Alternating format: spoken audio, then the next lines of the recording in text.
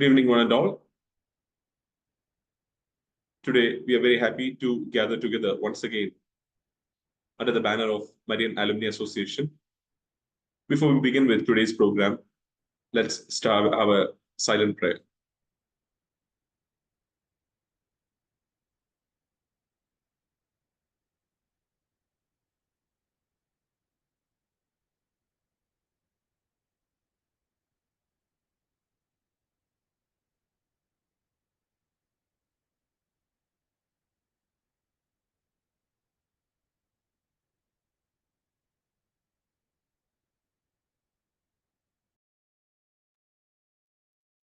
Okay, as we move to today's program, we all know why we have gathered here.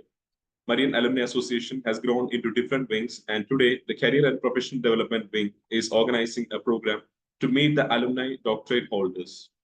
We know these are not just the entire list of PhD holders. We have many more in the list and many more who are doing PhD, including myself, Sister Italia, and all. But it's a journey. It's not an easy journey. It has a purpose to serve. It's not just an academic exercise, but helps in manifold ways to the person, to the college, to the society, as well as for many others. Without further introduction, as we move to the meeting, we have three resource persons today, or three alumni with us today with PhD. Dr. Jacob Bose, Aron JB, Dr. Juby George, and Dr. Lians. We will hear about them further as we introduce them one by one when they are presenting. Without further delay, let me request our beloved President, Mr. Nelson Joseph, or Advocate Nelson Joseph, for words of felicitation.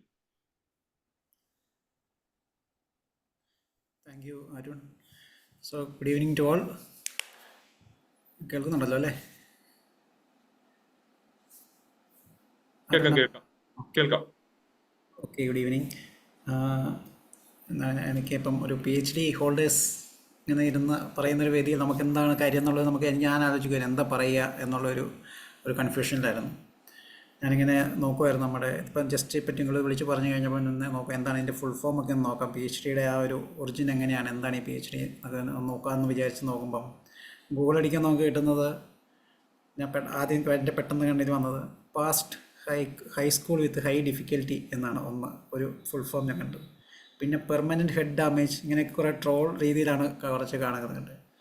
പക്ഷെ നമ്മുടെ അതിൻ്റെ ഒരു ശരിക്കുള്ള ഇതിലേക്ക് ഞാൻ പോയപ്പോൾ അതിൻ്റെ എന്താ പറയുക ഒരു ലാറ്റിൻ വേർഡിൽ നിന്ന് വന്നിട്ടുള്ള നമ്മുടെ LLBയുടെ അതേ രീതിയിൽ വന്നിട്ടുള്ള ഒരു ഫുൾ ഫോം മനസ്സിലാക്കാൻ പറ്റി. ഇന്നത്തെ ഒരു പ്രോഗ്രാമിൽ എന്തായാലും നിങ്ങൾ 3 പേരുടെയും കേൾക്കാനും നിങ്ങളുടെ ഇൻസൈറ്റ്സ് എടുക്കാനുമാണ് ഇവിടെ വന്നിരിക്കുന്നത്. അത് പ്രതീക്ഷിച്ചിരിക്കുകയാണ്. എൻ്റെ പേഴ്സണലി എനിക്ക് PhD എടുത്തിട്ടുള്ള കുറച്ച് ആളുകളായിട്ട് കുറേ കണക്ഷൻസ് ഉണ്ടാക്കാൻ സാധിച്ചിട്ടുണ്ട്. ഏറ്റവും ഇമ്പോർട്ടൻ്റ് അജ്മോൻ സാറിൻ്റെ PhDക്ക് നമുക്കൊരു ചെറിയ ഹെൽപ്പ്, അതായത് അദ്ദേഹത്തിൻ്റെ സർവേ ഫില്ല് ചെയ്യാമെന്ന് പറഞ്ഞ് നമുക്ക് അയച്ചു തന്ന ഓർമ്മയുണ്ട്. അങ്ങനത്തെ കുറച്ച് കാര്യങ്ങൾ ഇൻവോൾവ് ആയിട്ടുണ്ട്. അതുപോലെ ഹൈക്കോടതിയിലൊക്കെ പല ആളുകളും PhD ചെയ്യുന്ന അതിൻ്റെ ഭാഗമായിട്ട് റിസർച്ചിന് വരുമ്പം ഒരു ലീഗൽ സൈഡിലുള്ള കുറേ കാര്യങ്ങൾക്ക് നമുക്ക് ഹെൽപ്പ് ചെയ്യാൻ സാധിച്ചിട്ടുണ്ട്. അപ്പം ഇതിൻ്റെ ഒരു പെയിനും ഇതിൻ്റെ ഒരു പേഷ്യൻസും ഇതിൻ്റെ എത്ര ഒരു വെയിറ്റ് അല്ലെങ്കിൽ ഒരു 5-6 വർഷത്തെ ആ ഒരു ഹാർഡ് വർക്കും ഇതൊക്കെ എന്താ പറയുന്ന ഒരു വളരെ ഇൻസ്പയറിംഗ് ആയിട്ടുള്ള ഒരു കാര്യമെന്ന് പറയുന്നതിൽ നമുക്ക് വി ഓൾ നോ. കാരണം അത് എത്ര 5-6 വർഷം അതും നമ്മുടെ ബാക്കി എല്ലാ ഒരു പോസ്റ്റ് ഗ്രാജുവേഷൻ കഴിഞ്ഞിട്ട് ഇങ്ങനെ ഒരു കാര്യത്തിലേക്ക് കിടക്കുക എന്ന് പറഞ്ഞു കഴിഞ്ഞാൽ you have to sacrifice so many things. അപ്പോൾ അതെല്ലാം കടന്നു വന്ന ഈ ഒരു ഫുൾഫിൽമെൻറ്റിൽ എത്തിയിരിക്കുന്ന നിങ്ങളുടെ ആ ഒരു എക്സ്പീരിയൻസും അതിൻ്റെ സ്ട്രഗിൾസും അതിനകത്തുനിന്നുള്ള മോട്ടിവേഷനും ഒക്കെ കിട്ടാൻ വേണ്ടി ഈ അവസരം കിട്ടട്ടെ എന്ന് ആഗ്രഹിക്കുന്നു. ഇങ്ങനത്തെ ഡിഫറെൻ്റ് ആയിട്ടുള്ള വെറൈറ്റി ആയിട്ടുള്ള വളരെ യുണീക്കായിട്ടുള്ള പ്രോഗ്രാംസൊക്കെ കോർഡിനേറ്റ് ചെയ്യുന്ന കരിയർ വിങ്ങിനും അതിനെ ലീഡ് ചെയ്യുന്ന ട്വിങ്കിളിനും എല്ലാവിധ ആശംസകളും അറിയിക്കുന്നു. ഇങ്ങനൊരു അവസരം കിട്ടിയതുകൊണ്ട് ഞാൻ ഒരു കാര്യം കൂടി ജസ്റ്റ് പറയുകയാണ്. നമ്മുടെ മരിയൻ ഡയറീസ് 2024 ഓഗസ്റ്റ് 2, 3, 4 തീയതികളിൽ നമ്മൾ അതിൻ്റെ എല്ലാ പ്രിപ്പറേഷൻസും നടന്നുകൊണ്ടിരിക്കുകയാണ്. ഇവിടെ വന്നിരിക്കുന്ന എല്ലാവരും ആ ഡേറ്റ്സ് മനസ്സിലേക്കൊന്ന് കുറിച്ചിടണം. ആ ദിവസം എല്ലാവരും അവിടെ ഫിസിക്കലി ഇവിടെ വന്നിരിക്കുന്ന എല്ലാവരെയും ഫിസിക്കലി അവിടെ കാണാമെന്ന് പ്രതീക്ഷിക്കുന്നു. അപ്പോൾ ഇന്നത്തെ പരിപാടിക്ക് എല്ലാവിധ ആശംസകളും നേരുന്നു. Thank you for inviting. Thank you. ഓട്ട് വരും. താങ്ക് യു നെൽസൺ ചേട്ടാ. മരിയൻ അലുമിനി അസോസിയേഷന്റെ ഏറ്റവും തുടക്കം മുതൽ ഇന്ന് വരെ എല്ലാ കാര്യങ്ങൾക്കും ഒപ്പം ഉണ്ടാവുകയും ഇതിന്റെ വളർച്ചയിൽ പങ്കാളിയാകുകയും ചെയ്യുന്നതിനും ഇന്നത്തെ ഇതിന് ഫെലിസിറ്റേഷൻ പറഞ്ഞതിന് പ്രത്യേകം നന്ദി പറയുന്നു. Now we have three resource persons as said. Resource persons എന്നൊക്കെ പറയാൻ പറ്റുമെന്ന് എനിക്കറിയില്ല, കാരണം അത് അതിന്റെ ഒരു വാർത്ത നഷ്ടപ്പെടുത്തി കളയും. പക്ഷേ നമ്മുടെ പ്രിയപ്പെട്ട ജേക്കബ് സാർ ഉണ്ട്, നമ്മളെല്ലാവരും JB എന്ന് വിളിക്കുന്ന ജേക്കബ് സാർ. അതുപോലെ ജൂബി മിസ് ഉണ്ട്, ലിയാൻസ് ഉണ്ട്. ആദ്യമായി തന്നെ ജേക്കബ് സാറിനെ സ്വാഗതം ചെയ്യുകയാണ്. നമ്മൾ പോകുന്ന ഒരു ഘടന ഇങ്ങനെയായിരിക്കും. 3 പേരും ഓരോരുത്തരെ പ്രസന്റ് ചെയ്യുന്നു. അതിനുശേഷം അവരോട് നമുക്ക് ചോദ്യം ചോദിക്കാനുള്ള ഒരു അവസരം കൂടിയുണ്ട്. ആദ്യമായി തന്നെ പ്രിയപ്പെട്ട ജേക്കബ് ബോസ് സാറിനെ ക്ഷണിക്കുകയാണ്. Our beloved doctor Jacob Bose, who is an associate professor, and he is having 20 plus years of experience in Marian College itself. He has industry experience to add with it. He's a graduate in LLM, also in MBA, and also he's a doctor. ഞാൻ Jacob സാറിന്റെ ഒപ്പം MMH work ചെയ്യുന്നതുകൊണ്ടും കൂടി അതുപോലെ എന്റെ PhD ഭാഗമായിട്ട് ബന്ധപ്പെട്ട് ഒക്കെ പല സ്ഥലങ്ങളിൽ നിന്ന് കേട്ടിട്ടുള്ള ഒരു കാര്യമാണ് ജേക്കബ് സാറോട് ചോദിക്കുന്നത്. Because he has tried a lot of innovative ways during his PhD, especially research methodology, systematic literature review ഒക്കെയാണ് സാറിന്റെ ഒരു പ്രത്യേകത ഉണ്ടാകുന്നത്. ഇത് യൂണിവേഴ്സിറ്റിയിൽ ഒത്തിരിയേറെ ചർച്ച ചെയ്യപ്പെടുന്ന ഒരു കാര്യമാണ്. കാരണം ഒരു ലിറ്ററേച്ചർ റിവ്യൂ ഇത് ഫൈനൈറ്റ് അല്ലല്ലോ എന്ന് ചോദിച്ചു കഴിഞ്ഞാൽ അത് ഫൈനൈറ്റ് ആണ് എന്ന് പറയാനുള്ള ഒരു കാര്യം പറയണമെങ്കിൽ ജേക്കബ് സാർ യൂസ് ചെയ്ത മെത്തഡോളജി യൂസ് ചെയ്താൽ മതി എന്നാണ് പറയുക. So, without further introduction, let me call our beloved Dr. JB to the dais. Sir, please. Thank you, Arjun sir, for the beautiful words. എല്ലാവർക്കും ഒരു ഗുഡ് ഈവനിങ്. അന്ന് തന്നെ തുടങ്ങട്ടെ. ഞാനും ഒരു പകുതി ഫോർമൽ പകുതി ഇൻഫോർമൽ ആ മെത്തേഡ് തന്നെ ഉദ്ദേശിക്കുകയാണ്. കാരണം അതിനകത്ത് നമുക്കൊരു ചെറിയൊരു ഗ്രൂപ്പാണുള്ളത്. പക്ഷേ അതിൻ്റെ സീരിയസ്നെസ് പോകാതിരിക്കുകയും എന്നാൽ നമ്മളെല്ലാം തമ്മിൽ അലുമിനൈസ് എല്ലാം തമ്മിലുള്ള അടുപ്പം കൂടെ ഉള്ളതുകൊണ്ട് ആ രീതി തന്നെ പോകട്ടെ എന്ന് പ്രതീക്ഷിക്കുന്നു. എന്നെ സംബന്ധിച്ച് ഈ ടീച്ചിങ്ങിലേക്ക് വരാനുള്ളത് should say this was an accidental thing to happen. It was accidental. കാരണം ഞാൻ PG ചെയ്തുകൊണ്ടിരുന്ന സമയത്ത് എൻ്റെ കൂട്ടത്തിലുള്ള കുറേ ആൾക്കാർ അവർ UGC എക്സാം എഴുതൂ എന്നൊക്കെ പറഞ്ഞുകൊണ്ട് JRF-ഉം നെറ്റ് അന്ന് ഞങ്ങൾക്ക് സ്ലെറ്റ് എന്നൊക്കെ പറഞ്ഞിട്ടുണ്ട് അത്. So we also tried. So since my friends said they will sponsor me with the fees, I said, okay, go ahead. And finally, 14 of us tried both UGC, JRF, and SLET. And unfortunately, only one fellow passed both the tests. That was me. അതുകൊണ്ടാണ് ഒരു പരിധി ടീച്ചിങ്ങിലേക്ക് വരാണ് കാരണം. And coming to the PhD, in fact, the PhD which I got now is not the original PhD which I had in mind. When I joined in 2003, in fact, I came, came with an idea of completing my PhD and quit Marian. That was my idea, to be honest. The idea, the topic basically was on Ayurvedic tourism. But unfortunately, like every, what do you call it? The pursuit definitely will have a lot of struggles and obstacles. So my first obstacle was my guide passed away by the time I completed 1 year. So I struggled a lot, and finally I had to find another person who was in Bangalore, and he was willing to help me as a guide, but he said it's a limited level of help. I tried again for 2 years and I understood that cannot happen. Then I canceled the booking, so I canceled my registration for PhD in MG University. Again, my second registration finally decided, no, anyway, let me have it. Thanks to the motivation to our own Father Roy, who said, Jacob, you should do it. And okay, I said, let me do it. In fact, he's the only person with whom I discussed my topic because it was slightly new. This time, maybe because of 10 years of teaching or trying to know the field of education and research, I had little knowledge about things. So the topic I took was slightly different. Took me 5 years to complete. In between, Corona came. Corona was partially a blessing for me, but partially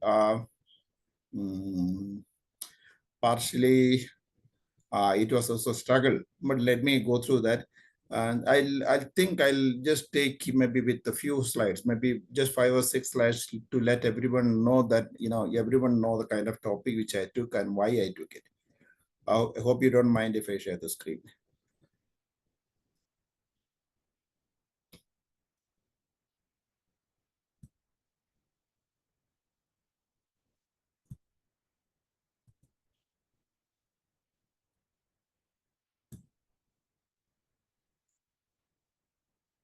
I hope the screen is visible. Yeah.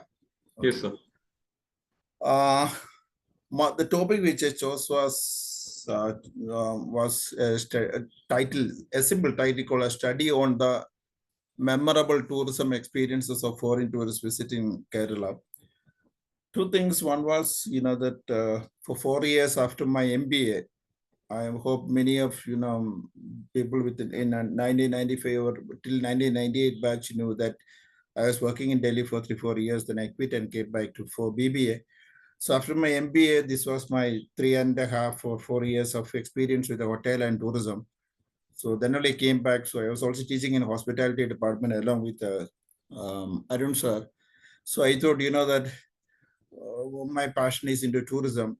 So the topic came. So this study was very vague title was given because I was planning to study 4 different area. At least that's what I thought in the initial time. So this was on a post-consumption study because tourists come to Kerala from any country other than India. They come and visit India maybe in the last 2 years, 5 years, or 6 years. We do not know.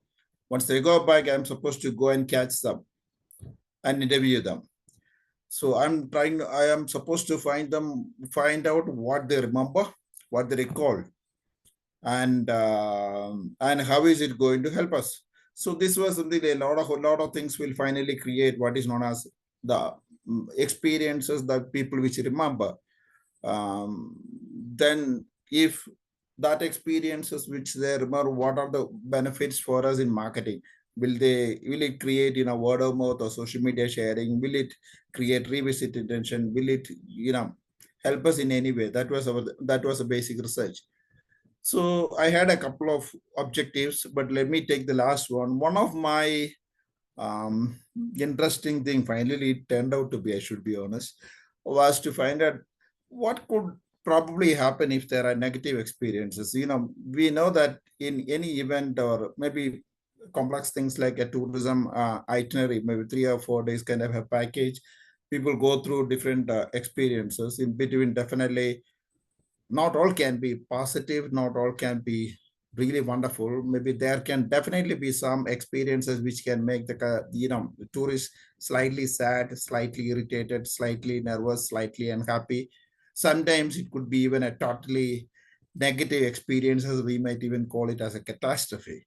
So let's find out, what all these 1 or 2 small incidents that happen in between. Overall negative, I know nothing can be done, but 1 or 2 things, if they are negative, how is it going to affect the memorable experiences, tourist experiences of people?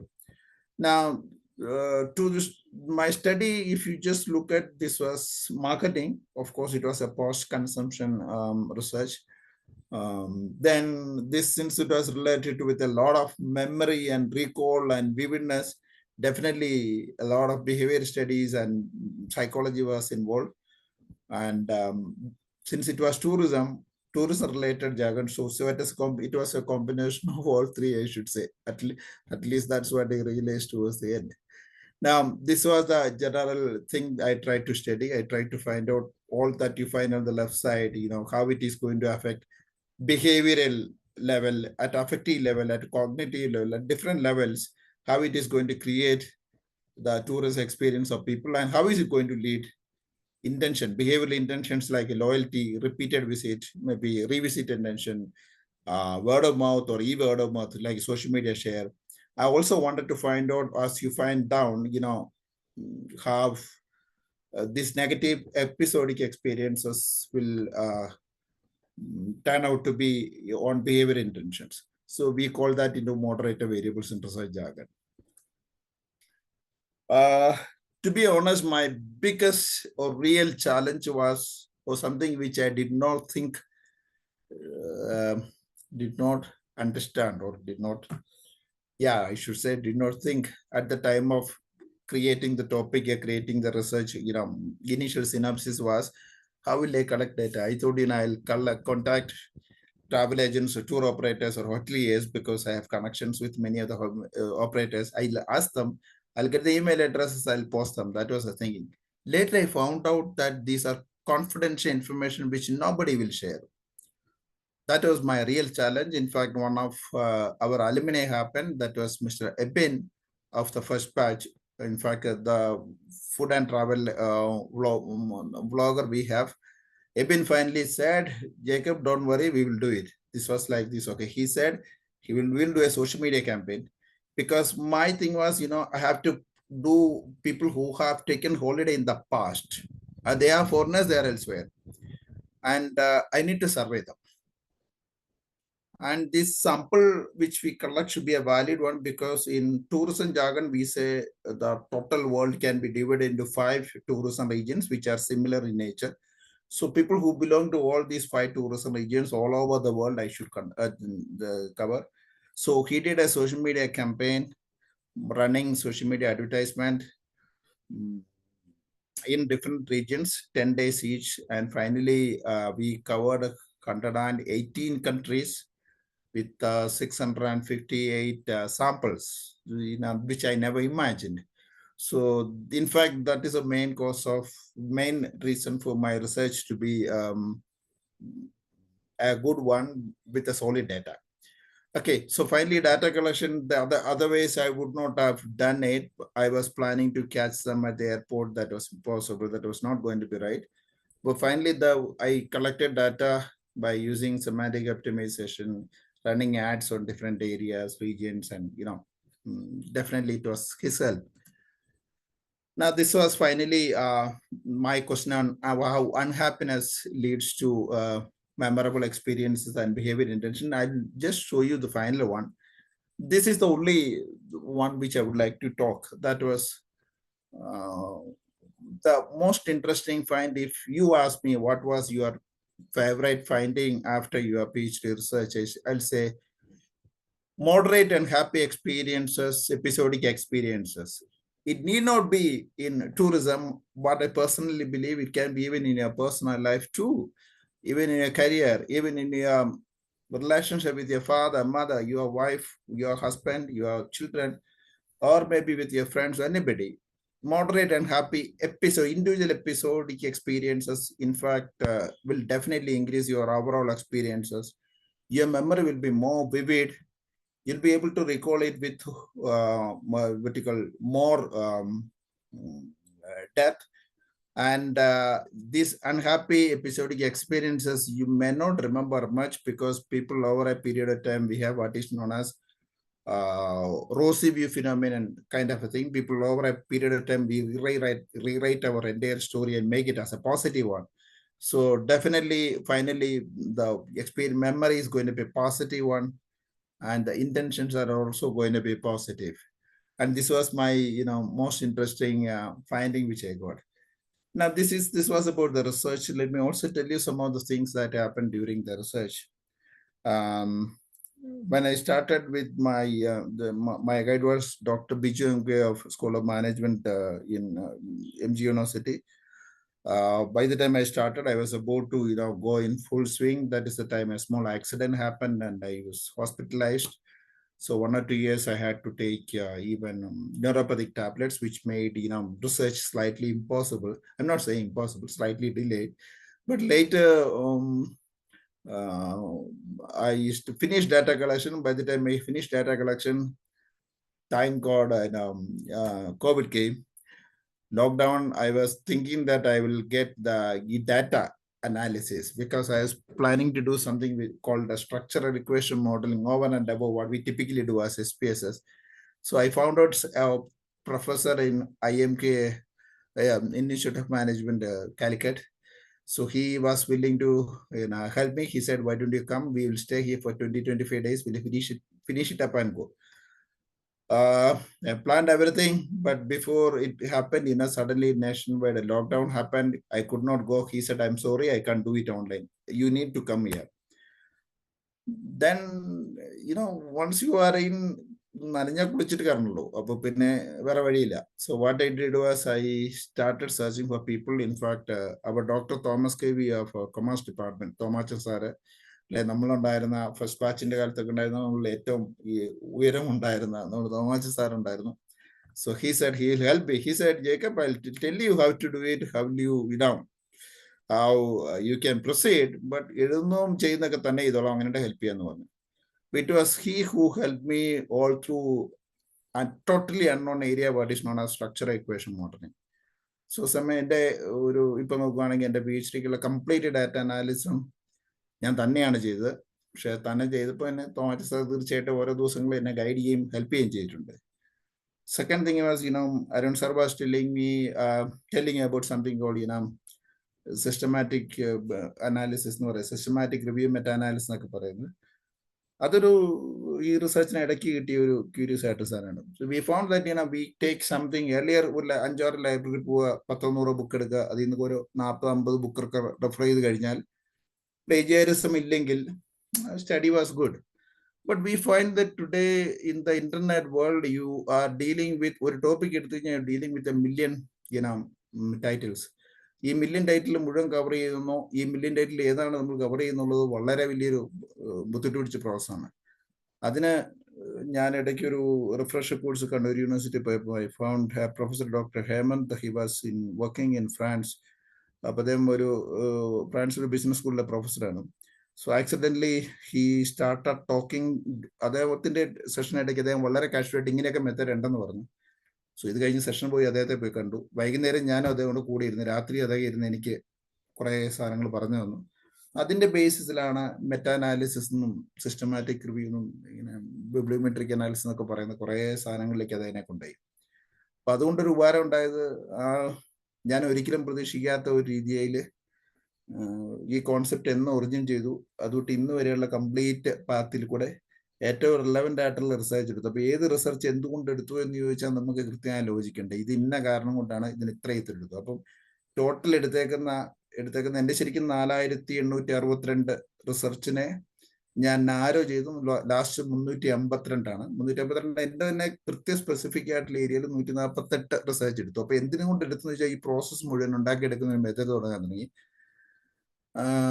അത് ഒരു പരിധിവരെ യൂണിവേഴ്സിറ്റിയിൽ ടോക്കാവുകയും എൻ്റെ guide ഒത്തിരി എടുത്ത് പറയും. ഞാൻ not because I did, guide വളരെ ഇതായിട്ട് പറയും.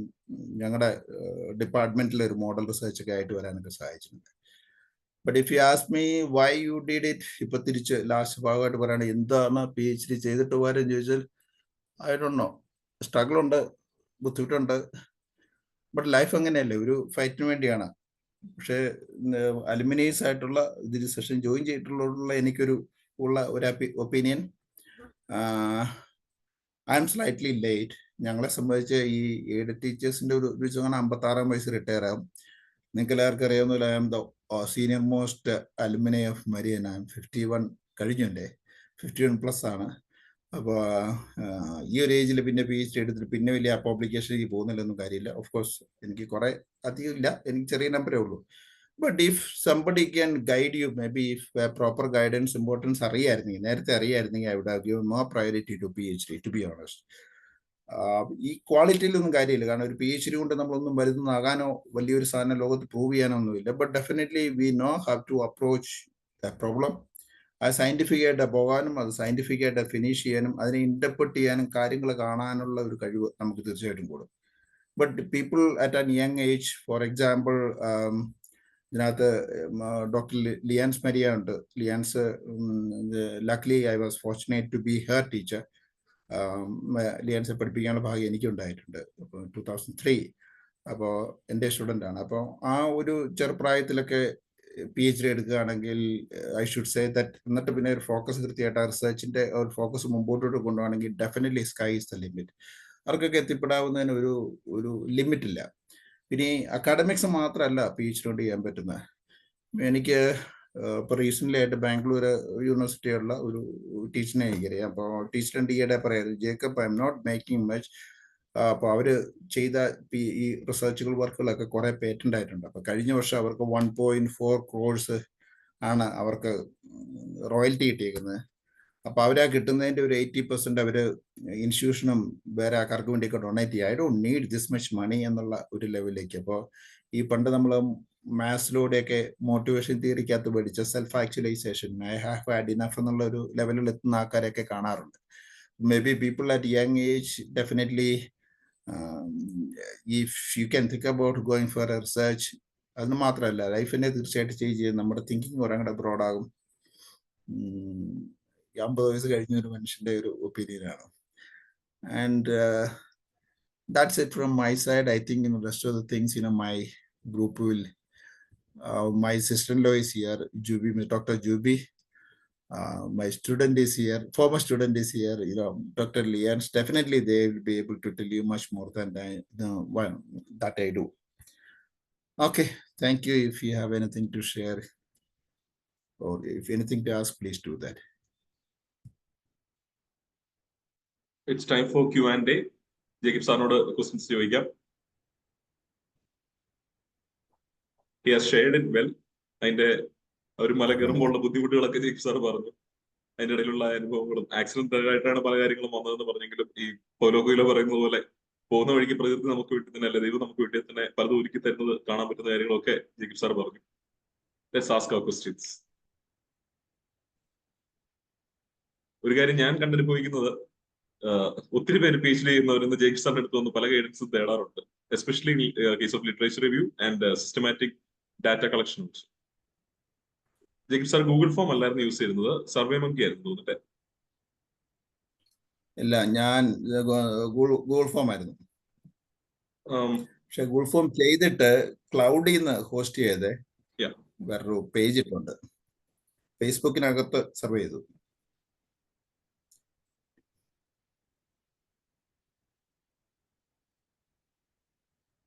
അതുപോലെ ജേക്കബ് സാറ് ഒരു ടോക്ക് ചെയ്തിട്ടില്ല എന്ന് പറഞ്ഞാൽ യൂണിവേഴ്സിറ്റിയിലേക്ക് FTP പ്രോഗ്രാമിനൊരു സെഷൻ,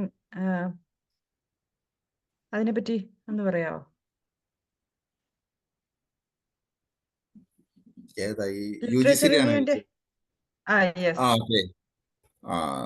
അത് UGCയുടെ ഈ ഞങ്ങളുടെ human resource development centre HRDC centre എന്ന് പറയുന്ന, അങ്ങനെ HRDC സെന്ററിലേക്ക് ഓൺലൈനിൽ ഇപ്പോഴും UGCയുടെനകത്ത് സിസ്റ്റമാറ്റിക് റിവ്യൂ മലയാളത്തിൽ കിടക്കുന്നത് എന്റെയാണ്.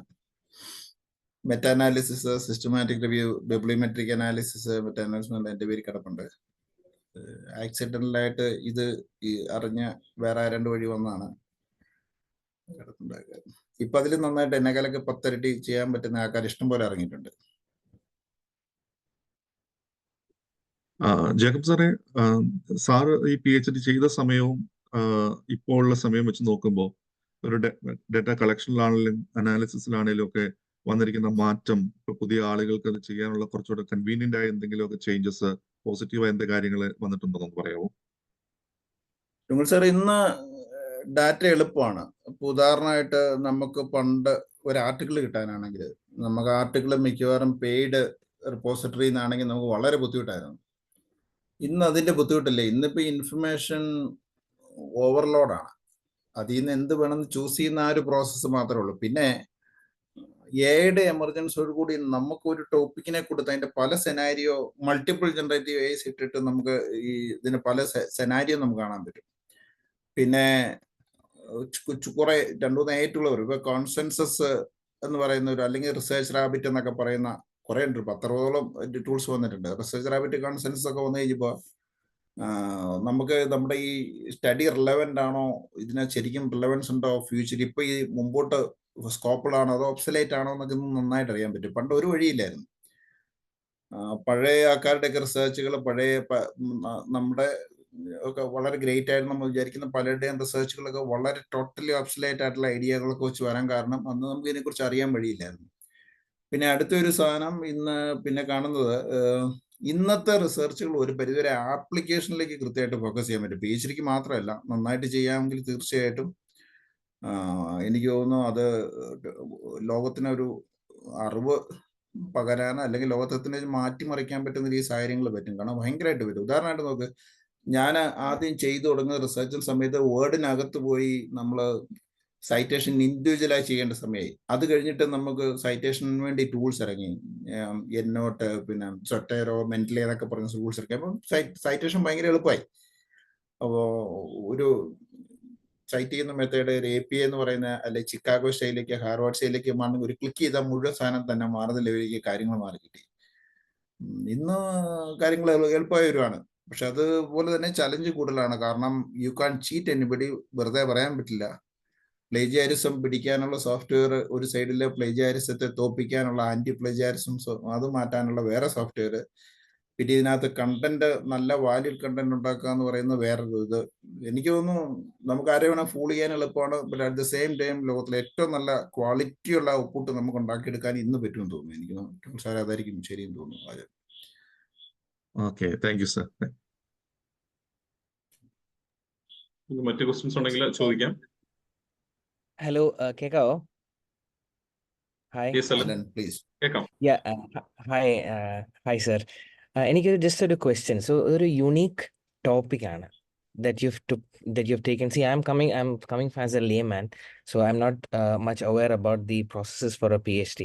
But what made me curious is the finding that you've moderate negative experiences can make a positive behavioral change. That's very unique. നമ്മുടെ കോളേജിലാണെങ്കിൽ I was thinking back in a practical way how we can extrapolate it to something that that can connect with me.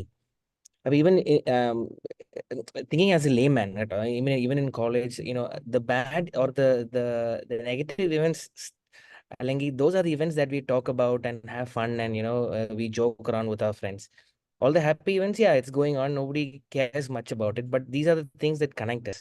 But my question to you is the selection of this topic. Like, what happened in your life at that stage? Alangi, what did you experience at that stage to go for this topic, which is very curious to me because it's a topic that is so wild and so out of anything that you would be doing. And I'm just curious why you selected this particular topic.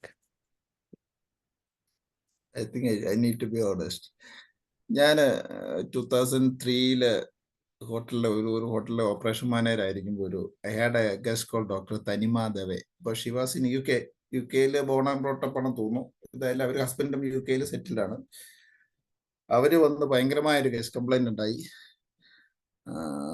കമ്പനിയുടെ CEO ആയിരുന്ന Anand മഹീന്ദ്രയുടെ ഏരിയയൊക്കെ, ചെയർമാൻ്റെ area വരെയൊക്കെ complaint പോയി ഭയങ്കര പ്രശ്നമായി. ഞങ്ങൾക്ക് ഈ ഹോട്ടലിലൊക്കെ ഈ വൈകുന്നേരം മാനേജർ ഓൺ ഡ്യൂട്ടി, MOD എന്ന് പറയുന്ന ഒരു പരിപാടിയുണ്ട്. അപ്പോൾ രാത്രി അന്നത്തെ MOD ഞാൻ ആയിരുന്നുകൊണ്ട് എനിക്കാണ് മെമ്മോയൊക്കെ വരുന്നത്. അപ്പം മെമ്മോ വരുന്നു. ബട്ട് ഈ മെമ്മോ വന്ന് കഴിയുന്നതിന് മുമ്പായിട്ട് ഇവർ പോകുന്നതിന് മുമ്പായിട്ട് ഞാൻ ഇവരെ തന്നെ ഇരുത്തി ഞങ്ങൾ ഒരു 10 മിനിറ്റ് എന്നും പറഞ്ഞാണ് സംസാരിക്കുന്നത്. ആ സംസാരം ഒരു 1.5 മണിക്കൂറോളം പോയി. ലാസ്റ്റ് ഇവരെന്നെ ഇങ്ങനെ ഹഗ് ചെയ്യുകയും കണ്ണിക്കൂടെ വെള്ളം വരുന്നു. എനിക്കൊന്ന് 72-75 വയസ്സുണ്ട്. വളരെ സീനിയർ ആയിട്ടുള്ള ആൾക്കാരാണ്. അത് കഴിഞ്ഞ പിന്നെ ഓരോ തവണയും ഇവര് എന്നെ അന്വേഷിച്ച് ഞാൻ എവിടെയുണ്ട്, ഏത് യൂണിറ്റാണ്. I was transfer to Mussoorie, Kufri, Manali, അങ്ങനെ 2-3 പ്രോപ്പർട്ടിയിൽ ഇങ്ങനെ തെരുതിര മാറിക്കൊണ്ടൊരു സമയമുണ്ട്. ഇടയ്ക്ക് ഊട്ടിയും കൊടൈക്കനാലും ഇതൊക്കെ വന്നു. ഞാൻ എവിടെയുണ്ടോ അങ്ങോട്ടല്ല എല്ലാ വർഷവും അവർ വരും. പിന്നെ ഇവർ വന്നു കഴിഞ്ഞാൽ അവർക്ക് പ്രത്യേക പണിയില്ല. ജേക്കബ് യു കാമോ. അപ്പൊ പിന്നെ ഞങ്ങൾ പിന്നെ എല്ലാ ദിവസവും വന്ന് ഇങ്ങനെ കഴുതുകളെയും ചീട്ടുകളെയും, ഞാൻ കേരളത്തിന് ഇവിടുത്തെ ചെമ്പരത്തിപ്പൂ തൂക്കുന്ന പണിയും മെച്ചിങ്ങ തൂക്കുന്ന പണിയൊക്കെ അവരെ ഗോവയിലൊക്കെ വെച്ച് കാണിച്ചു കൊടുത്തു. ഇങ്ങനെയാണ് ഞങ്ങൾ കഴുത കളിക്കുന്നത്. അപ്പം ഞാനിങ്ങനെ തൂക്കി, അവരൊക്കെ തൂക്കി, അങ്ങനെയൊക്കെ കളിച്ച്. അപ്പോൾ എല്ലാത്തോടെ പോകാൻ നേരം ഇങ്ങനെ ഒരു കരയുന്ന ഒരു സീനുണ്ടായിരുന്നു. അപ്പോൾ ഞാനോർത്ത് ഇവരെ സംബന്ധിച്ച് ഭയങ്കര അൺഹാപ്പി ആയിട്ടുള്ള ഒരു മൊമെന്റ് ഉണ്ടായ ഒരാളെ അവര് വഴി എനിക്ക്, എൻ്റെ ബേസിക്കലി എൻ്റെ ജോബ് സെയിൽസും മാർക്കറ്റിംഗ് ആണ്. അത് ഞങ്ങൾ ചെയ്തുകൊണ്ടിരുന്നത്. ബട്ട് ഓപ്പറേഷൻസ് ഒക്കെ ഇടയ്ക്ക് അഡീഷണൽ ഡ്യൂട്ടി ആയിട്ട് ചെയ്യുന്നതാണ്. പക്ഷെ സെയിൽസും മാർക്കറ്റിംഗും പിന്നെ ഇവർ വഴി എനിക്ക് കിട്ടിയിട്ടുള്ള ബിസിനസ്സിന് ഒരു പരിധിയൊന്നുമില്ല. അപ്പോൾ ഒരു തവണ കമ്പനിയിലെ ടോപ്പ് 20 സെയിൽസ്മാൻ എന്നുള്ള ഒരു ലെവൽ വരെ ഏഷ്യൻ മരുന്ന് ലെവലിലേക്ക് ഒരു തവണ എത്തിയിട്ടുണ്ടായിരുന്നു. അങ്ങനെ ചില കാര്യങ്ങൾ, അതാണ് ഈ സംഭവത്തിന്റെ ഒരു പരിധിയുടെ തുടക്കം. ഇതെന്നെ ഒത്തിരി കാര്യം ഇങ്ങനെ അലട്ടുന്നുണ്ടായിരുന്നു. Why it's happening. Maybe I think that could be the reason. Thank you so much. Thank you. Thank you, Alan. And thank you, Jacob, sir. Now, as we have other persons also waiting with the questions, I think we can keep the questions towards the end. Now, I think it's time to move on to presentation by Jubimis. Jubimisനെ ഞാൻ മലയാളത്തിൽ തന്നെ introduce ചെയ്യുകയാണ്. 2 കാരണങ്ങൾ കൊണ്ടാണ്. ഒന്ന്, Jacob sir ഒരു introduction already പറഞ്ഞു. Jacob സാറിന്റെ സിസ്റ്ററിലോ ആണ്. നമുക്ക് എല്ലാവർക്കും ജൂബിമിസിനെ പരിചയമുണ്ട്, അലുമിനൈകൾക്ക് എല്ലാവർക്കും തന്നെ. എനിക്ക് ജൂബിമിസിനോടും ട്വിങ്കിൾ സാറിനോടും ഒരു പ്രത്യേക കടപ്പാടുണ്ട്. ഞാൻ മരിയയിൽ ഒരു വിദ്യാർത്ഥി ആയിരിക്കുന്ന സമയത്ത് NSSന്റെ പ്രോഗ്രാം ഓഫീസേഴ്സ് ആയിരുന്നു. അപ്പോൾ ട്വിങ്കിൾ സാറും ജൂബിമിസും ഇന്ന് ഈ പ്രോഗ്രാം ഓർഗനൈസ് ചെയ്യുന്നതിന് പുറകിൽ ഓടി നടന്ന മാക് പ്രൊഫഷണൽ ഡെവലപ്മെന്റ് വിങ്ങിന്റെ ഡയറക്ടറായ ട്വിങ്കിൾ സാറും. ജൂബിമിസ് ഈ PhD ചെയ്ത സമയത്ത് മിസ്സിന് ഇപ്പോഴത്തെ കൂടെ കുട്ടി ഏകദേശം 20 വർഷത്തെ ടീച്ചിങ് എക്സ്പീരിയൻസ് ഉണ്ട് എന്നുള്ളത് നമുക്കറിയാം. പക്ഷേ ഈ PhD ചെയ്ത കാലത്തിനിടയിൽ ഒരു വലിയൊരു പ്രത്യേകതയും കൂടി ഉണ്ട്. 2 കൊച്ചു കുഞ്ഞുങ്ങളുള്ള സമയത്ത് തന്നെ അത്ര കുഞ്ഞുങ്ങളല്ല, അവർ സ്കൂളിൽ പോകുന്നുണ്ട്. LP സ്കൂളിലാണെങ്കിൽ സ്കൂളിൽ പോകുന്നുണ്ട്. പക്ഷെ മിസ്സിന് ഒരു കൊച്ചു വാവയും കൂടെ ഉണ്ട് ആ ഒരു സമയത്ത്. PhD തീരുന്ന സമയമൊക്കെ ആകുമ്പോഴത്തേക്ക് അപ്പൊ നല്ല ട്രബിൾ ഉണ്ടെന്ന് അറിയാം മിസ്സിന്. അപ്പോൾ let's hear from Juby miss, our beloved doctor Juby George. Thank you Arun. കേൾക്കാമല്ലോ അല്ലേ? കേൾക്കാം ma'am. Okay, I will share my screen. So slightly varied department and the stream, that's computer science, and all of you know, each and every day it's updating with the new happenings, new technology, new hardwares, nanotechnologies, etc. So Twinkle actually insisted us to present the motivation and the challenges. If I say motivation and challenges, that itself is more than 1.5 hours. So I will briefly explain whatever things that I did in my PhD. I don't know whether all of them can understand, but with the pictures and figures, I will explain what I did and what I learned from my PhD and how it will benefited, etc. So my motivation, ഞാൻ എങ്ങനെയാണ് ഈ റിസർച്ചിലേക്ക് വരുന്നതെന്നുള്ളത്, MCA പഠിച്ചപ്പോൾ ഒരു programme coordinate ചെയ്യാനായിട്ടുള്ള ഒരു program കോർഡിനേറ്ററായിട്ട് as a student coordinate ചെയ്തു. അന്ന് മൈസൂർ യൂണിവേഴ്സിറ്റിയിൽ നിന്ന് doctor Guru and doctor Nagabhushan, ഇവരാണ് കമ്പ്യൂട്ടർ സയൻസ് റിസർച്ചിൽ ഏറ്റവും എന്താണെന്ന് പറയുന്നത്, എല്ലാവരും വലിയ ആരാധനയോടെ കാണുന്ന 2 മനുഷ്യർ. അവരുടെ കുറേ റിസർച്ച് വർക്കുകൾ പ്രസൻറ്റ് ചെയ്തപ്പോൾ അത് കോർഡിനേറ്റ് ചെയ്യാനുള്ള ഒരു ഓപ്പർച്യൂണിറ്റി ഉണ്ടായി. So during that time, I was curious enough to know what is actually research, doing something new and all things. But when I was studying MCA, I was really good in programming. So all of my colleagues, that means students, my friends thought that I will place in good company, like as a software engineer, etc. like that, because I was that much interested in programming. And when I finished MCA, during that time, I got placement. Two of my friends also got placement, but have a huge recession at that time. So what the company said that they are not placing at present. So you find another job, and later on we will inform.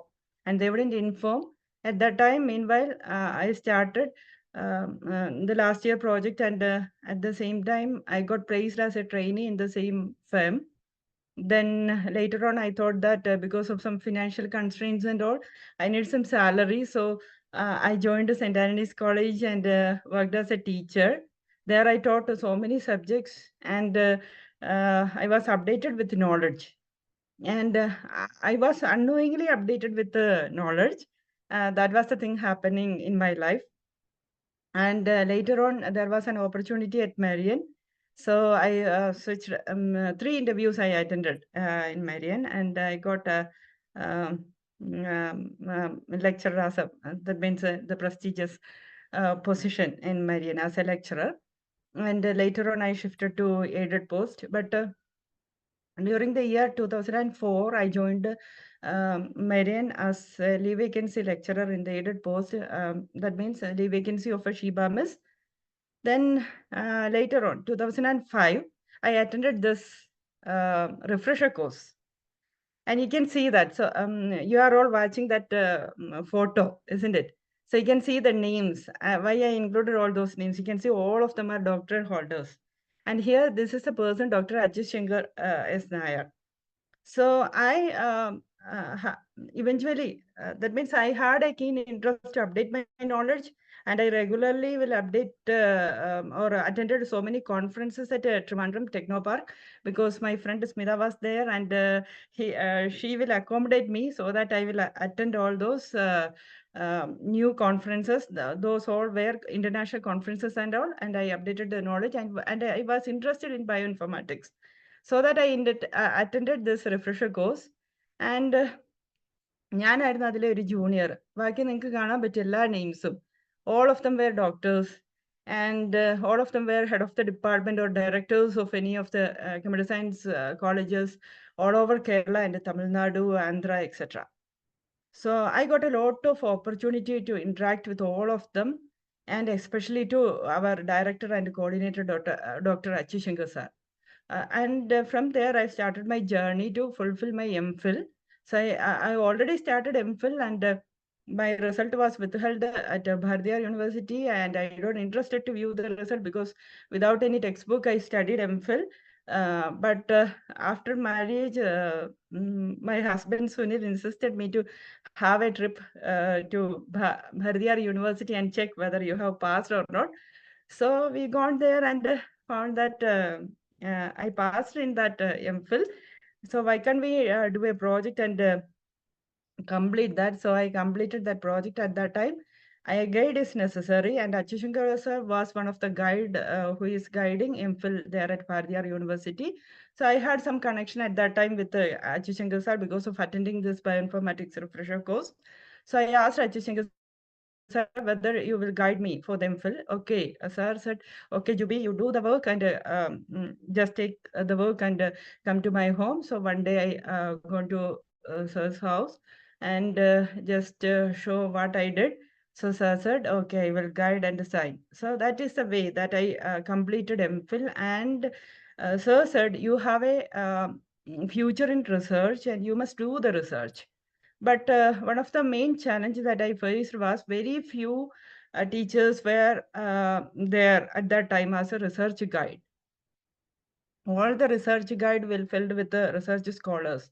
Like earlier, there was no limit for accommodating research scholars, but during the year of 2012-13 onwards, all the universities and UGC made some regulations, and they had some strict limitations for accommodating the research scholars.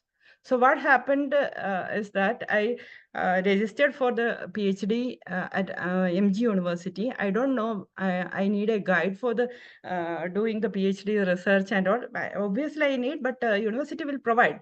അതായിരുന്നു എൻ്റെ ഒരു ചിന്താഗതി. But when I joined at that time, Bindu Miss said, you must have a research guide. So I asked Dr. Raju, one of the guide there, will you please accommodate me? So sir easily accommodated me because he was the guide of Binu sir as well as Dr. Raji Miss. They recommended. So and also my guide Dr. Gladson sir also recommended.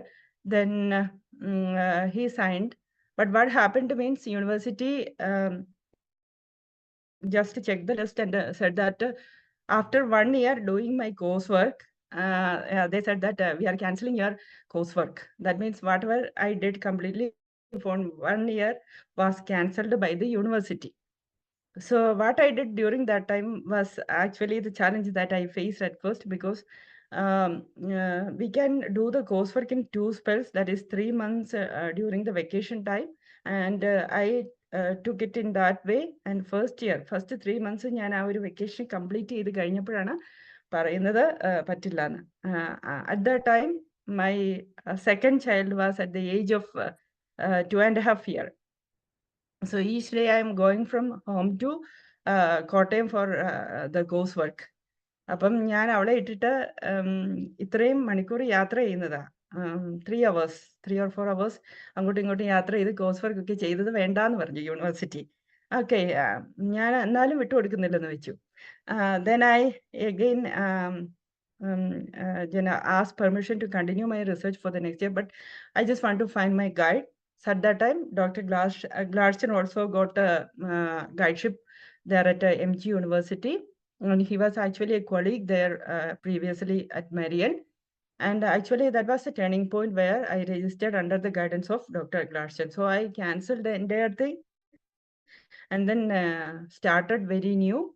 But Bindu ma'am gives some consideration to go home early and all, because I am doing coursework for 3 years now. Only 2 years is needed, but I gone for 3 years. So that is actually my starting step to research. And another inspiration was Dr. Bindu Miss always say to the researchers that what I did is actually inspiring to all the other researchers too. So many times she mentioned my name there. So I heard that, and that was itself a motivation for me to continue further. And is that okay? And from here to here, on February 7th, 2020, I attended the Open Defense.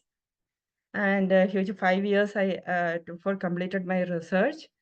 And this is Dr. Gladstone. He's my research guide.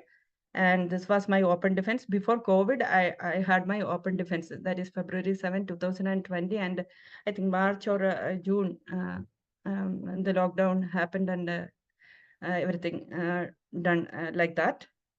And what I did is, and one other challenge that I faced was, ഓരോ work ചെയ്ത് കഴിയുമ്പോഴും I will compare my work, whether it is relevant or not.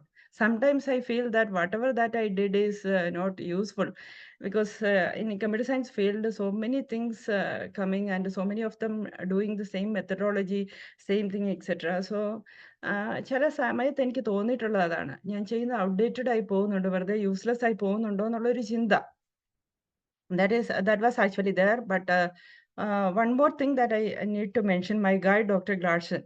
So he was a systematic person, and only because of he and Dr. Rajimole, I could complete my research on time. Because ഇവിടെ ഞാനൊരു ഡെസ്പായിരിക്കുമ്പോൾ രാജിമിസ് ഉണ്ട് എന്നെ സഹായിക്കാൻ. പിന്നെ ഓരോ reviews ഉണ്ടായിരുന്നു ഞങ്ങൾക്ക്, systematic ആയിട്ട് റിവ്യൂസ്. ഇത് one of the review that you are seeing, that is in the photo. ഇത് ഞങ്ങൾ എൻ്റെ സാറിൻ്റെ കീഴിൽ റിസർച്ച് ചെയ്യുന്ന, പലയിടത്ത് റിസർച്ച് ചെയ്യുന്ന റിസർച്ചേഴ്സ് ആണ്. അപ്പോൾ സാർ ഒരു 6 months കൂടുമ്പോൾ എല്ലാവരെയും വിളിക്കും, എന്നിട്ട് അപ്ഡേഷൻസ് പറയാൻ പറയും. ഞാൻ മക്കളുടെയൊക്കെ കാര്യമൊക്കെ നോക്കി, പേരൻസിൻ്റെ കാര്യമൊക്കെ നോക്കി, ചിലപ്പം 2 ദിവസം മുമ്പേ ആയിരിക്കും ഭ്രാന്ത് കയറുന്നത്. ചിലപ്പോൾ ഉറക്കമില്ലാത്ത രാത്രികളൊക്കെ ഇരുന്ന് എന്തെങ്കിലുമൊക്കെ തട്ടിക്കൂട്ടി ചെല്ലും. പക്ഷേ എന്തെങ്കിലും ഒരു പോയിന്റ് ഉണ്ടാകും അതിൻ്റെ അകത്ത്. So he will say that anyway you passed this time, but don't do the same on the next time. ഇങ്ങനെ പറഞ്ഞ് എപ്പോഴും എന്നെ വിടും. പക്ഷേ the same thing will again and again happen, but I worked somehow.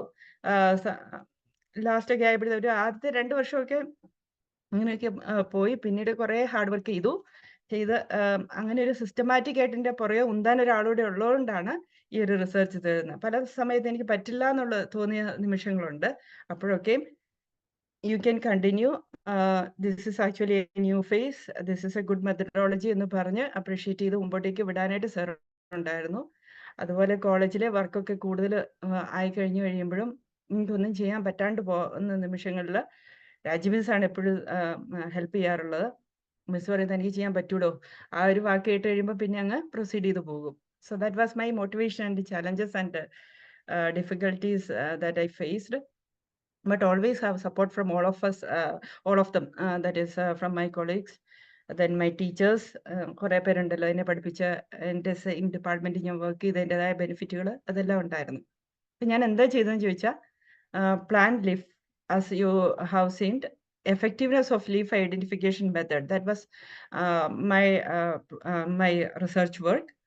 And you know, plants is actually used for food, medicines, everywhere. So plant leaf is actually one of the main thing that will be considered as whether the plant is growing healthier, so many different aspects. And now you can see that so many AI based technology is there for identifying all that I did a little bit faster than what I did.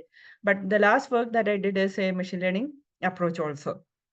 And all the phases, what we need to do is the images to be acquired, that is leaf image, then it should be pre-processed, and the features to be extracted from the leaf, and the classification actually need to be done. And what was my objective is leaf features, how the leaf features can be extracted.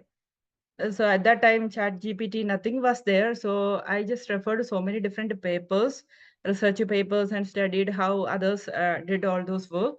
So likewise, I tried it with the first work that I am implementing using MATLAB. I think all of you heard about MATLAB. So I just used MATLAB for doing that work. So what I extracted is, I extracted leaf features, like 3 main features. One is morphological feature, the other one is color feature, the other one is leaf vein features. And then so many features to be extracted. So is it necessary to have all those features for classification? Not necessarily. So how to reduce those features using some of the methodology like PC and all, principal component analysis, where it will identify the prominent features. Then we will go for classification, how to class that this belongs to a particular species, or this leaf belongs to a particular species. So that is actually what was my objective. Then again, the fourth objective, you can see that leaf vein is actually one of the biometric feature of the leaf. So I just concentrate into more about the leaf vein extraction enhancement and key point matching of those vein and the points of those leaf vein. So I will go to each objective. So in first two objective that I did was using a multi-layer perceptron classification methodology and SVM classification, support vector machine classification. I don't know how much you are aware about all those classification. Nowadays also all of them are using multi-layer perceptron and SVM. That is the reason why some of them are citing my papers also. Now also they are citing my papers. That means that is actually a good technology that I first chose. And this is actually done, the leaf images, the entire leaf images. I just took the database. Another constraint when I started doing this work was from where we will take the database. So my guide said prominently, if you need to compare what you are doing, that means any classification methodology, then you must select some work that is already done with some database that also is freely available. So I chosen some open databases. One was Columbia database, other one was Flavia database. So there 32 species of leaves, that means thousands of 3,000 of leaf images are there. So out of that, we need to classify 32 different species. So likewise, I choose the database. So those to be referred as leaf images and pre-processed the leaf image because the background to be there, some distortions to be there. So only we need to take the leaf because we need to extract the informations or features from the leaf. Then these three features will be extracted from those leaf and we reduced those features. That is only the necessary features to be selected using principal component analysis and then classified using multi-layer perceptron. This is actually a sample of what I taken as a leaf. So many different noises also to be there. Then filtered and taken the binary image of that leaf, then extracted this type of morphological features. So the diameter means this is actually the diameter of a leaf, then physiological width, the length, leaf area, then leaf perimeter, convex area, eccentricity, solidity, major axis, etc. are morphological features. Then leaf color features to be extracted like this. And leaf vein features, that is some filters to be used for extracting this vein features. So I used some amino filter. So many different filters. I studied about so many different filters. I just tried with all those filters and all. Then Canny Edge filters to be used at the end. So you can see a different level of extracting the veins. Okay, so likewise, I extracted all those features and the values. That means the details to be extracted.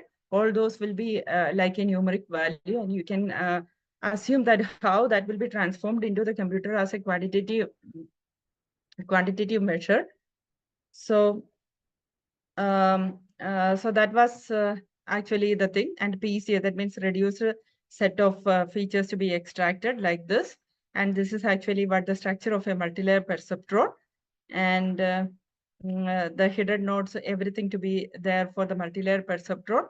And the result is actually like this. Only the color feature to be used, 63%, shape feature, and all the features together 95.3%. And I published that paper in one of the conference, and also that will be accepted as a IEEE paper that is accepted in the IEEE Digital Explorer.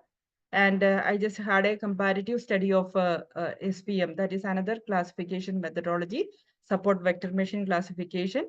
And that classification gives 1 more percentage higher than multi-layer perceptron. And this paper also to be presented and chosen it as a best paper for that international conference, and I awarded with the best paper award. Then the last thing, that was a machine learning approach, that is how to enhance the vein and the corners, and so identify each leaf separately. So for that, I am skipping this and just say this is actually the original leaf, and which will be the vein to be extracted like this. And after extracting different species vein like this, then what I did is the Harris corner detection, which will detect the corners of the leaf vein and the prominent corners. That means how much intensity that we need to go. We can go with further intensities, and I did using this OpenCV as well as Qt. Those two languages that I used for implementing this final work, and then Flan Matcher to be used, and so the result that I got is 96% accuracy for that work. So that was actually my work. I think that is enough, because other factors, if I explain, nobody will understand what is actually that work. And these are the publications that I made out of my work. And these are the references that I did. And one more thing, that this is my thesis as requested. I will give the copy of the link, so that anybody need to study my thesis in computer science or anywhere, so you can go for that work. This is actually my thesis. The complete thesis are there. So you can either Google, or otherwise, when you Google, you can see like this, that is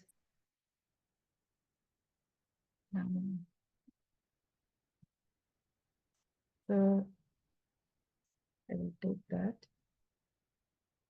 Okay, so just to search Juby George leaf recognition, you can see my Google's, this is actually my Google Scholar citation. So you can see the citations of my work. Then few more additional papers that I submitted recently and published recently. And here itself, you can take, so this is actually the thesis link. You can see that there is a link for the thesis in Shodhganga as well as in the MG University. This is actually, you can see Mahatma Gandhi University online thesis. All of them theses are available there. So when you click this, you are going to the link for this. This is the entire thesis of mine. So that's all about, actually, so many things that I learned after doing PhD, not only what I studied as in this area, that is subject specific ആയിട്ട് പോയ കുറെ areas update ചെയ്തു. Then while teaching, എനിക്ക് confident ആയിട്ട് കുട്ടികളുടെ അടുത്ത് കുറെ new technologies അല്ലെങ്കിൽ ഞാൻ ചെയ്ത് വെച്ച് പുതിയ പുതിയ കാര്യങ്ങൾ പറഞ്ഞു കൊടുക്കാനുള്ള ഒരു അറിവുണ്ടായി. So that is one thing that I gained. The other thing was so many obstacles that I faced. അത് പല രീതിയിലുള്ള obstacles ആണ്, പല നെഗറ്റീവ് ഇൻസിഡൻസ് ഉണ്ടായിട്ടുണ്ട്. How to overcome that thing, as Jacob sir പറഞ്ഞ പോലെ നെഗറ്റീവ് തിങ്സിനെ പോസിറ്റീവായിട്ട് എങ്ങനെ എടുത്ത് പ്രൊസീഡ് ചെയ്ത് പോകാം, എങ്ങനെ അതൊക്കെ അവോയ്ഡ് ചെയ്ത് നമുക്ക് മുമ്പോട്ടേക്ക് പോകാം എന്നുള്ളൊരു കൺസിഡറേഷൻ. പിന്നെ how to manage work, family and our career. So that is another thing that I learned. ഇങ്ങനെയുള്ള കാര്യവും പിന്നീട് കുറച്ചുകൂടെ പഠിക്കാനും തോന്നി. ഞാൻ ഇപ്പോഴും പഠിച്ചുകൊണ്ടിരിക്കുകയാണ്. കാരണം നിങ്ങൾക്കറിയാം, പുതിയ പുതിയ ടെക്നോളജീസ് വന്നുകൊണ്ടിരിക്കുകയാണ്. ഞങ്ങൾ കമ്പ്യൂട്ടർ സയൻസിൽ സിലബസ് റിവൈസ് ചെയ്യുമ്പോൾ ഇപ്പോൾ MG യൂണിവേഴ്സിറ്റിയുടെ ബോർഡ് ഓഫ് സ്റ്റഡിയിലുണ്ട്, മാറിമാനിയസ് കോളേജിൻ്റെ ബോർഡ് ഓഫ് സ്റ്റഡി ഒക്കെ ഉണ്ട്. അപ്പം അവിടെയൊക്കെ ആണെന്നുണ്ടെങ്കിലും പുതിയ പുതിയ പേപ്പേഴ്സാണ് വരുന്നത്. അതൊന്നും നമ്മൾ പഠിച്ചതല്ലായിരിക്കും, പക്ഷെ കുറേയൊക്കെ അറിയാം. ഇങ്ങനെയൊക്കെ റിസർച്ച് ചെയ്തുകൊണ്ട് കുറേയൊക്കെ പഠിക്കാനുള്ള ഇൻട്രസ്റ്റും ഉണ്ട്. അതുപോലെ തന്നെ പറഞ്ഞു കൊടുക്കാനും പഠിക്കാനും ഉള്ളൊരു താല്പര്യം ഇപ്പോഴും ഉണ്ട്. So that is actually the thing that I learned from my PhD. Okay, open to the floor to ask some questions. Thank you, Juby Miss. ആർക്കെങ്കിലും ചോദ്യങ്ങളുണ്ടെങ്കിൽ നമുക്ക് പെട്ടെന്ന് ചോദിക്കാം. ജൂബി മിസ്സിന്റെ മാത്രമല്ല, നമുക്ക് ഇപ്പോൾ ആരുടെ PhD തീസിസുകളാണെങ്കിലും നമുക്ക് ഓൺലൈൻ അവൈലബിൾ ആണ്. ജേക്കബ് സാറിന്റെ ആയാലും നമ്മുടെ കോളേജിലെ മറ്റ് ഫാക്കൽറ്റികളുടെ ആയാലും മറ്റ് പുറത്തുള്ളവരുടെ ആണെങ്കിലും ഒക്കെ നമുക്ക് ഓൺലൈൻ അവൈലബിൾ ആണ്. എന്തെങ്കിലും ഒരു സമയത്ത് PhDയിലേക്ക് തുടങ്ങാനായിട്ട് നമ്മൾ ആരെങ്കിലും ഒക്കെ ആഗ്രഹിക്കുന്നുണ്ടെങ്കിൽ ഒരു സ്റ്റാർട്ടിംഗ് പോയിന്റ് ആയിട്ട് റെഫറൻസിന് വേണ്ടിയിട്ട് അതൊക്കെ യൂസ് ചെയ്യാൻ എളുപ്പമുണ്ട്. മാത്രമല്ല, ഈ ഒരു ജേർണി മിസ് പറയുന്നതിനിടയ്ക്ക് ഇടയ്ക്കെങ്കിലും ഒക്കെ കണ്ടുവിടണമെന്നുണ്ടായിരുന്നു. കാരണം ഒത്തിരി ഓർമ്മകൾ വരും ഉറപ്പാണ്.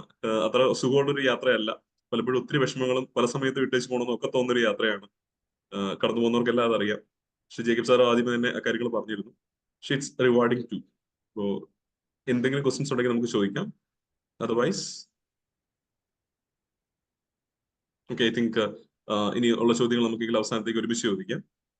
So, Okay, thanks for the opportunity. So that's the thing that I just want to communicate. thank you, Jubilis. The book of Proverbs in Bible says, love wisdom and she will make you great. Embrace her and she will bring you honor. She will be your crowning glory. Love for wisdom. Philosophy എന്ന് പറയുന്നത് Sophy Philo രണ്ട് വാക്കുകൾ ചേർന്നിട്ടാണ് love for wisdom. അതാണ് doctor of ഫിലോസഫിയുടെ ഒരു basic philosophy എന്ന് പറയുന്നത്. നമുക്കിനി മൂന്നാമതായിട്ട് ഇവിടേക്ക് വരുന്നത് ഡോക്ടർ ലിയാൻസ് മാത്യു ആണ്. She did her MCom PGDBA and from Marian College, and she holds a PhD in commerce. She's an assistant professor at the Cochin College, Kochi, and she's also working for SEBI and NISM as a NSC trainer. She's also a research guide under MG University with 15 years of teaching experience and 6 years in financial service industry. Let me humbly call upon Dr. Lians. നമ്മുടെ തന്നെ അലുമിനിയാണ്.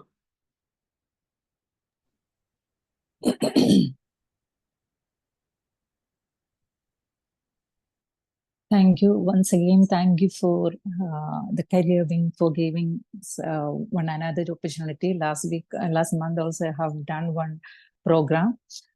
Before starting about anything about my PhD or anything related to career, first of all, let me thank God for getting this platform along with my own teachers, especially Jacob sir. ഒരു റിസർച്ചിനെ പറ്റി നമ്മൾ പറയുമ്പോൾ എപ്പോഴും എൻ്റെയൊക്കെ മൈൻഡിൽ ഉണ്ടായിരുന്നത് വളരെ intelligent ആയ ആൾക്കാർക്കുള്ള ഒരു ഏരിയ ആണ് എന്നുള്ളതാണ്. പക്ഷേ ജേക്കബ് സാറിനോട് ഒക്കെ എന്നെ ടീച്ചേഴ്സിനോട് ചോദിച്ചറിയാം, ഹാർഡ് വർക്കിംഗ് ആയിരുന്നെങ്കിലും ഒരു നോർമൽ അല്ലെങ്കിൽ ഒരു മിഡിൽ ആവറേജ് സ്റ്റുഡൻ്റ് ആയിരുന്നു ഞാൻ. അപ്പം ഫസ്റ്റ് നമ്മൾ കോളേജിൽ നിന്ന് PGDBA കഴിഞ്ഞ് ഞാൻ ഇറങ്ങുമ്പോൾ നമ്മുടെ MCom PGDBA പ്രോഗ്രാം ആയിരുന്നു. I was taken education loan for my studies. Therefore, it was very urgent for me to get a job. അതിൽ എൻ്റെ ഫസ്റ്റ് എൻ്റെ ഇൻ്റർവ്യൂവിന് ഞാൻ അറ്റൻഡ് ചെയ്യുന്നത് Jacob sir referred to me in the Munnar club Mahindra. അവിടെ attend ചെയ്തു. അത് ആ ഫസ്റ്റ് ഇൻ്റർവ്യൂ എന്ന് പറയുന്നത് ഒരു ജോലി കിട്ടുന്നതിനേക്കാളും ഉപരി it was a very big experience for me. ഒരു ഇന്റർവ്യൂ അങ്ങനെ അറ്റൻഡ് ചെയ്യണം, ഇൻഡസ്ട്രി എന്താണ് ആഗ്രഹിക്കുന്നതെന്നൊക്കെയുള്ള ഒരു എക്സ്പോഷർ അവിടെ നിന്ന് കിട്ടി. Later I got that opportunity. പക്ഷേ എങ്കിൽ പോലും കുറച്ചുകൂടെ എനിക്ക് ആ ടൈമിൽ എക്സ്പോഷറിനേക്കാൾ ഉപരി സാലറി കൂടുതൽ വന്ന ഒരു ജോലിയിൽ ഞാൻ ജോയിൻ ചെയ്തു. That is in financial services industry. അപ്പം I'm taking this as an opportunity to thank all my teachers, starting from Father റോയിച്ചന്, അത് കഴിഞ്ഞ് വരുന്ന അന്നത്തെ കോമേഴ്സ് ഡിപ്പാർട്ട്മെന്റിന്റെ ഭാഗമായിരുന്നു ജേക്കബ് സാർ. ഇവരെല്ലാവരുടെയും ഒരു മോട്ടിവേഷനും അതുപോലെ എൻ്റെ പേഴ്സണൽ കാര്യങ്ങളും കരിയറും എല്ലാം അറിയാവുന്നതായിരുന്നു എൻ്റെ ടീച്ചേഴ്സിന്. ഇവരുടെ എല്ലാ ഒരു മോട്ടിവേഷനും ഇവരുടെ എല്ലാ ഒരു സപ്പോർട്ടും എൻ്റെ കരിയറിൽ ഭയങ്കരമായി ഇൻഫ്ലുവൻസ് ചെയ്തിട്ടുണ്ട്. ഞാൻ ഇൻഡസ്ട്രിയിൽ വന്നതിന് ശേഷവും ഈ എല്ലാ ടീച്ചേഴ്സുമായിട്ടും ഒരു പരിധിവരെ ഒരു കോണ്ടാക്റ്റും ഒക്കെ ഉണ്ടായിരുന്നു. അതെല്ലാം എൻ്റെ കരിയറിനെ എന്നെ മോട്ടിവേറ്റ് ചെയ്തിട്ടുണ്ട്. അപ്പം ഞാൻ PhDയിലേക്ക് വരുന്നത്, PhD ആ ടൈമിൽ യൂസ് ചെയ്യാൻ പാടില്ല. ഞാൻ റിസർച്ചിലേക്ക് വരുന്നത് ആക്ച്വലി ഒരു അക്കാഡമിക് ഇൻട്രസ്റ്റ് വെച്ചിട്ടാണ്. When I was working with JRG securities as a branch manager, ഒരു നല്ല പൊസിഷനിൽ വന്നു. Salary wise it was very good.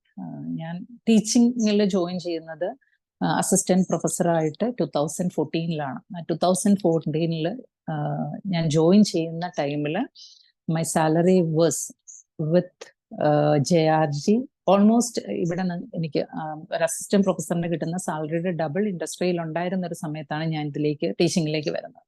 ഇപ്പൊ റിസർച്ച് ആക്ച്വലി ഞാൻ സ്റ്റാർട്ട് ചെയ്തത് 2011 വർക്ക് ചെയ്യുന്ന സമയത്ത് തന്നെ ഒരു അക്കാഡമിക് ഇൻട്രസ്റ്റ് ആ ഒരു ഏരിയയിൽ ഉണ്ടായിരുന്നു. അപ്പൊ ഇതിനെപ്പറ്റി കുറച്ചുകൂടെ പഠിക്കാനും റിസർച്ച് റിപ്പോർട്ട്സ് വെച്ചിട്ട് നമ്മൾ ക്ലയൻസിനെയൊക്കെ അഡ്വൈസ് ചെയ്യുന്ന സമയത്ത് കുറച്ചുകൂടെ അതിലേക്ക് ഒരു ഇൻട്രസ്റ്റ് വന്നു. കുറച്ചുകൂടെ ബെറ്റർ എനിക്കൊരു അണ്ടർസ്റ്റാൻഡിങ് ആ ഇൻഡസ്ട്രിയിൽ കിട്ടണം എന്നുള്ള ഒരു ഉദ്ദേശത്തിലാണ് ഞാൻ റിസർച്ച് സ്റ്റാർട്ട് ചെയ്തത്. Meanwhile I was tried UGC NET. Fortunately ഒരു നെറ്റ് എനിക്ക് കിട്ടി. അതിന്റെ റീസണും it's belongs to Marian College. ഞാൻ 2011 PhD രജിസ്റ്റർ ചെയ്ത് കഴിഞ്ഞ സമയത്ത് ഇങ്ങനെ ചെയ്തു എന്നുള്ളത് ജോജു സാറ് പലരോടും ഒരു കമ്മ്യൂണിക്കേഷൻ ഉണ്ടായിരുന്നു. Joju sir was motivated me to register and അതിനുള്ള സാർ എനിക്ക് വേണ്ടിയിട്ട് ഗൈഡ്ഷിപ്പ് ഭാരതിയാർ യൂണിവേഴ്സിറ്റിയിൽ എടുക്കാമെന്ന് സമ്മതിച്ചു. അതൊക്കെ എനിക്കൊരു മോട്ടിവേഷൻ ആയിരുന്നു. കാരണം അക്കാഡമിക്സിൽ നിൽക്കുന്നവർക്ക് ജേക്കബ് സാറിനെ പോലുള്ളവർക്ക് എപ്പോഴും ഒരു ഗൈഡിനെ കിട്ടുക എന്നുള്ളത് കോളേജസ് തമ്മിൽ കണക്ഷൻസ് ഉള്ളതുകൊണ്ട് ഈസിയാണ്. പക്ഷെ എനിക്ക് ഇൻഡസ്ട്രിയിൽ നിൽക്കുമ്പോൾ അങ്ങനെ ഒരു കണക്ഷൻസ് ഒന്നും ഉണ്ടായിരുന്നില്ല. ആകെ എനിക്കറിയാമായിരുന്നു എൻ്റെ ടീച്ചേഴ്സിനെയാണ്. അപ്പോൾ Joju sir that time was having guideship in MG university. ഇപ്പൊ സാറ് പറഞ്ഞു MG യൂണിവേഴ്സിറ്റിയിൽ ഞാൻ റിസർച്ചിന് രജിസ്റ്റർ ചെയ്യാതിരുന്നത് റീസൺ 2011 അക്കാഡമിക്സിലുള്ള ടീച്ചേഴ്സിന് അറിയാം, നമ്മുടെ ടീച്ചേഴ്സിന് അറിയാം. 2011 അവര് കോഴ്സ് വർക്ക് കമ്പൽസറി ആയിട്ട് യൂണിവേഴ്സിറ്റി പോയി ചെയ്യണം എന്നുള്ള ഒരു റൂള് വന്നു. ആ സമയം എനിക്ക് എന്തുകൊണ്ടോ from Ernakulam to Kottayam travel ചെയ്യാനുള്ള ബുദ്ധിമുട്ടുണ്ടായിരുന്നു. എൻ്റെയും ഫസ്റ്റ് ബേബി ചെറുതായിരുന്നു.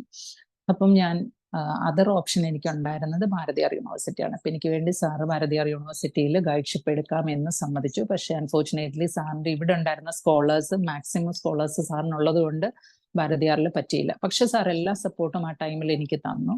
അതാണ് എൻ്റെ റിസർച്ചിൻ്റെ ഒരു സ്റ്റാർട്ടിങ് എന്ന് പറയുന്നത്. റിസർച്ച് സ്റ്റാർട്ട് ചെയ്ത സമയത്ത് റിസർച്ചിന്റെ റിലേറ്റഡ് മെറ്റീരിയൽസ് കളക്ട് ചെയ്യുക എന്നുള്ള ഉദ്ദേശത്തോടെ ഞാൻ നമ്മുടെ ജോബിൻ സാറുമായിട്ട് ലൈബ്രറിനുമായിട്ട് കോണ്ടാക്ട് ചെയ്യുമായിരുന്നു. അപ്പം ജോബിൻ സാറാണ് എന്നോട് ഇങ്ങനെ സജസ്റ്റ് ചെയ്തത്. ആ സമയത്ത് UGC നെറ്റ് കുറച്ച് ആൾക്കാർക്ക് കിട്ടുന്നുണ്ട്, കുറച്ചുകൂടി ഈസി ആയിട്ടുണ്ട്, യു മേ ട്രൈ എന്നുള്ളൊരു കാര്യം ജോബിൻ സാറ് പറഞ്ഞു. ഞാൻ നെറ്റ് ട്രൈ ചെയ്തു. 2012 ഡിസംബർ നെറ്റ് എനിക്ക് കിട്ടി. ഒരിക്കലും ഞാനൊരു എയ്ഡഡ് കോളേജ് ടീച്ചർ ആകണം എന്നുള്ള ഉദ്ദേശമൊന്നും ഉണ്ടായിരുന്നില്ല. മരിയനിൽ നിന്ന് ജേക്കബ് സാറ് പോലുള്ള ടീച്ചേഴ്സിന്റെ അഡ്വൈസ് ആണ് എനിക്ക് ഒരു certain years you should work in industry, later you can jump into academics. ടീച്ചിങ്ങിലേക്ക് വന്നാൽ തിരിച്ച് ഇൻഡസ്ട്രിയിലേക്ക് ഒരു റിട്ടേൺ അത്രയും ഈസി ആണോ എന്ന് അറിയില്ല എന്നുള്ളൊരു ഒപ്പീനിയൻ എനിക്ക് സാറിന്റെ കയ്യിൽ നിന്നൊക്കെ ഇൻഡസ്ട്രി എക്സ്പീരിയൻസ് ഉണ്ടായിരുന്ന ടീച്ചേഴ്സിന്റെ കയ്യിൽ നിന്നാണ് കിട്ടിയത്.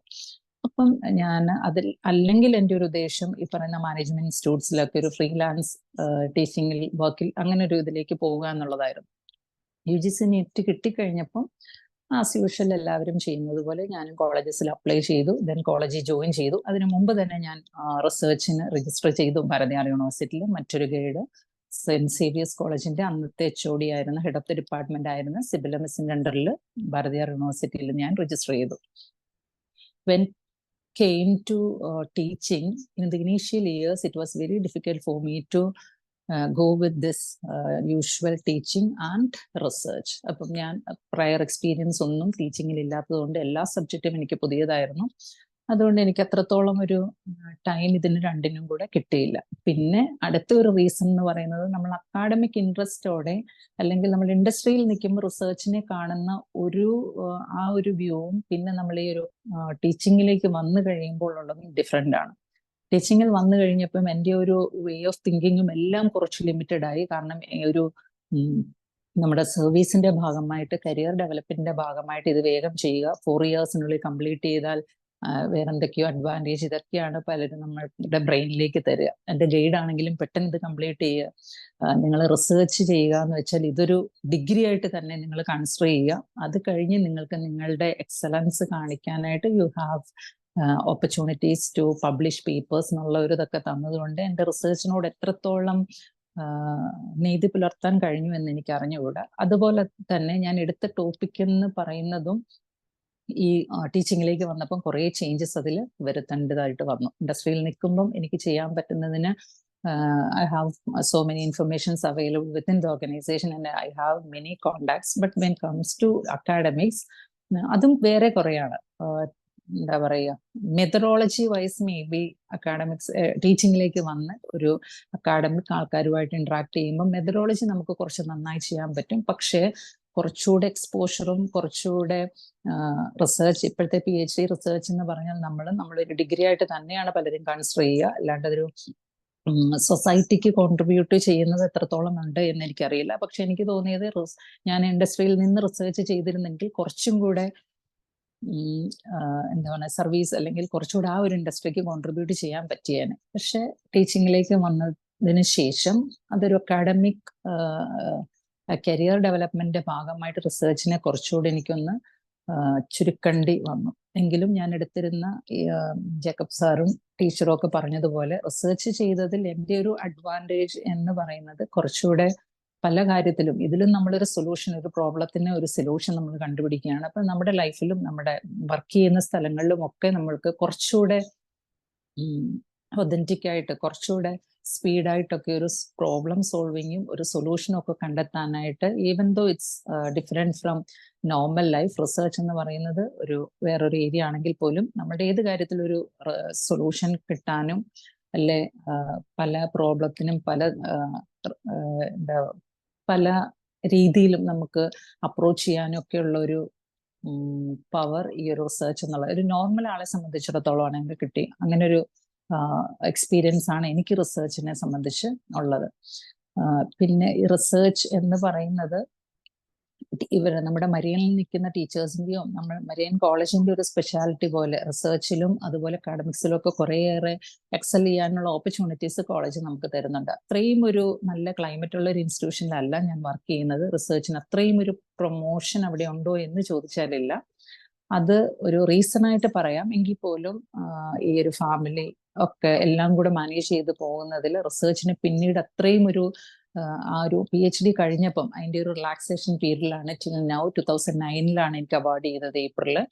അത് കഴിഞ്ഞ് 1-2 പേപ്പേഴ്സ് ഞാൻ റീസെന്റ് അല്ല 2 years ബാക്ക് പബ്ലിക്കേഷന് കൊടുത്തു. റിവ്യൂസ് നടക്കുന്നു. എനിക്ക് തോന്നുന്നു വിത്തിൻ 6 months 2 ആർട്ടിക്കിൾസ് പബ്ലിഷ് ചെയ്ത് വരണം. അപ്പൊ അത് കഴിഞ്ഞും റിസർച്ചിലേക്ക് ഒരു വലിയ കോൺട്രിബ്യൂഷൻ ഒന്നും എൻ്റെതായിട്ട് വന്നിട്ടില്ല.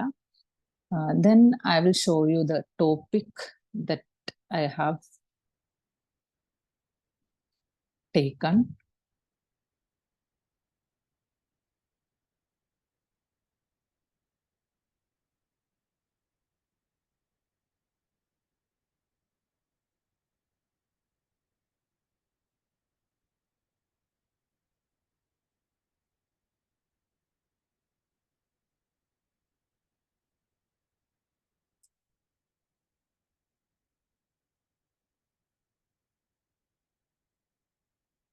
ഓക്കെ, എൻ്റെ റിസർച്ചിന്റെ ടോപ്പിക് ഇതായിരുന്നു: commodity derivatives in India, empirical analysis of metal, energy and agriculture commodities.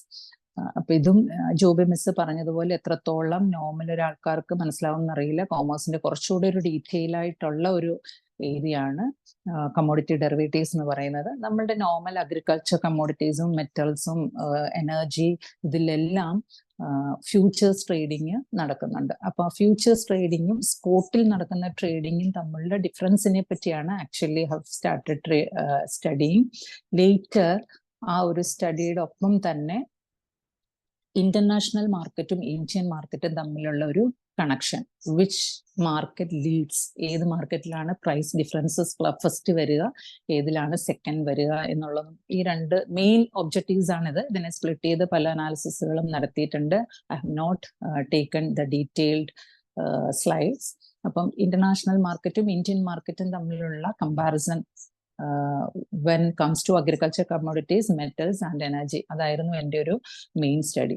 അപ്പൊ അതിന്റെ ഒരു ഫൈൻഡിങ്സും ഇതിന്റെ കൂടെ തന്നെ ഞാൻ പറയട്ടെ. ഫൈൻഡിങ്സ് എന്ന് പറയുന്നത് ഓരോ കമ്മോഡിറ്റിക്കും it was different. I have taken 10 commodities for study. Agricultural underൽ 4 commodities, then metals, gold, silver 2 commodities, then crude oil. അതാണ് അങ്ങനെ കുറച്ച് കമ്മോഡിറ്റീസ് ആണ് എടുത്തത്. ഇതിൽ പല കമ്മോഡിറ്റീസിലും പല സ്പോട്ട് ഫ്യൂച്ചർ റിലേഷൻ ആണ്. അതുപോലെ ഇന്റർനാഷണൽ മാർക്കറ്റിനും ഇന്ത്യൻ മാർക്കറ്റും തമ്മിലും ഓരോ കമ്മോഡിറ്റീസിനും ഡിഫറെന്റ് ആയിട്ടുള്ള ഇൻഫ്ലുവൻസ് ആണ്. ചില കമ്മോഡിറ്റീസിൽ especially with regards to agriculture commodities Indian market Leeds.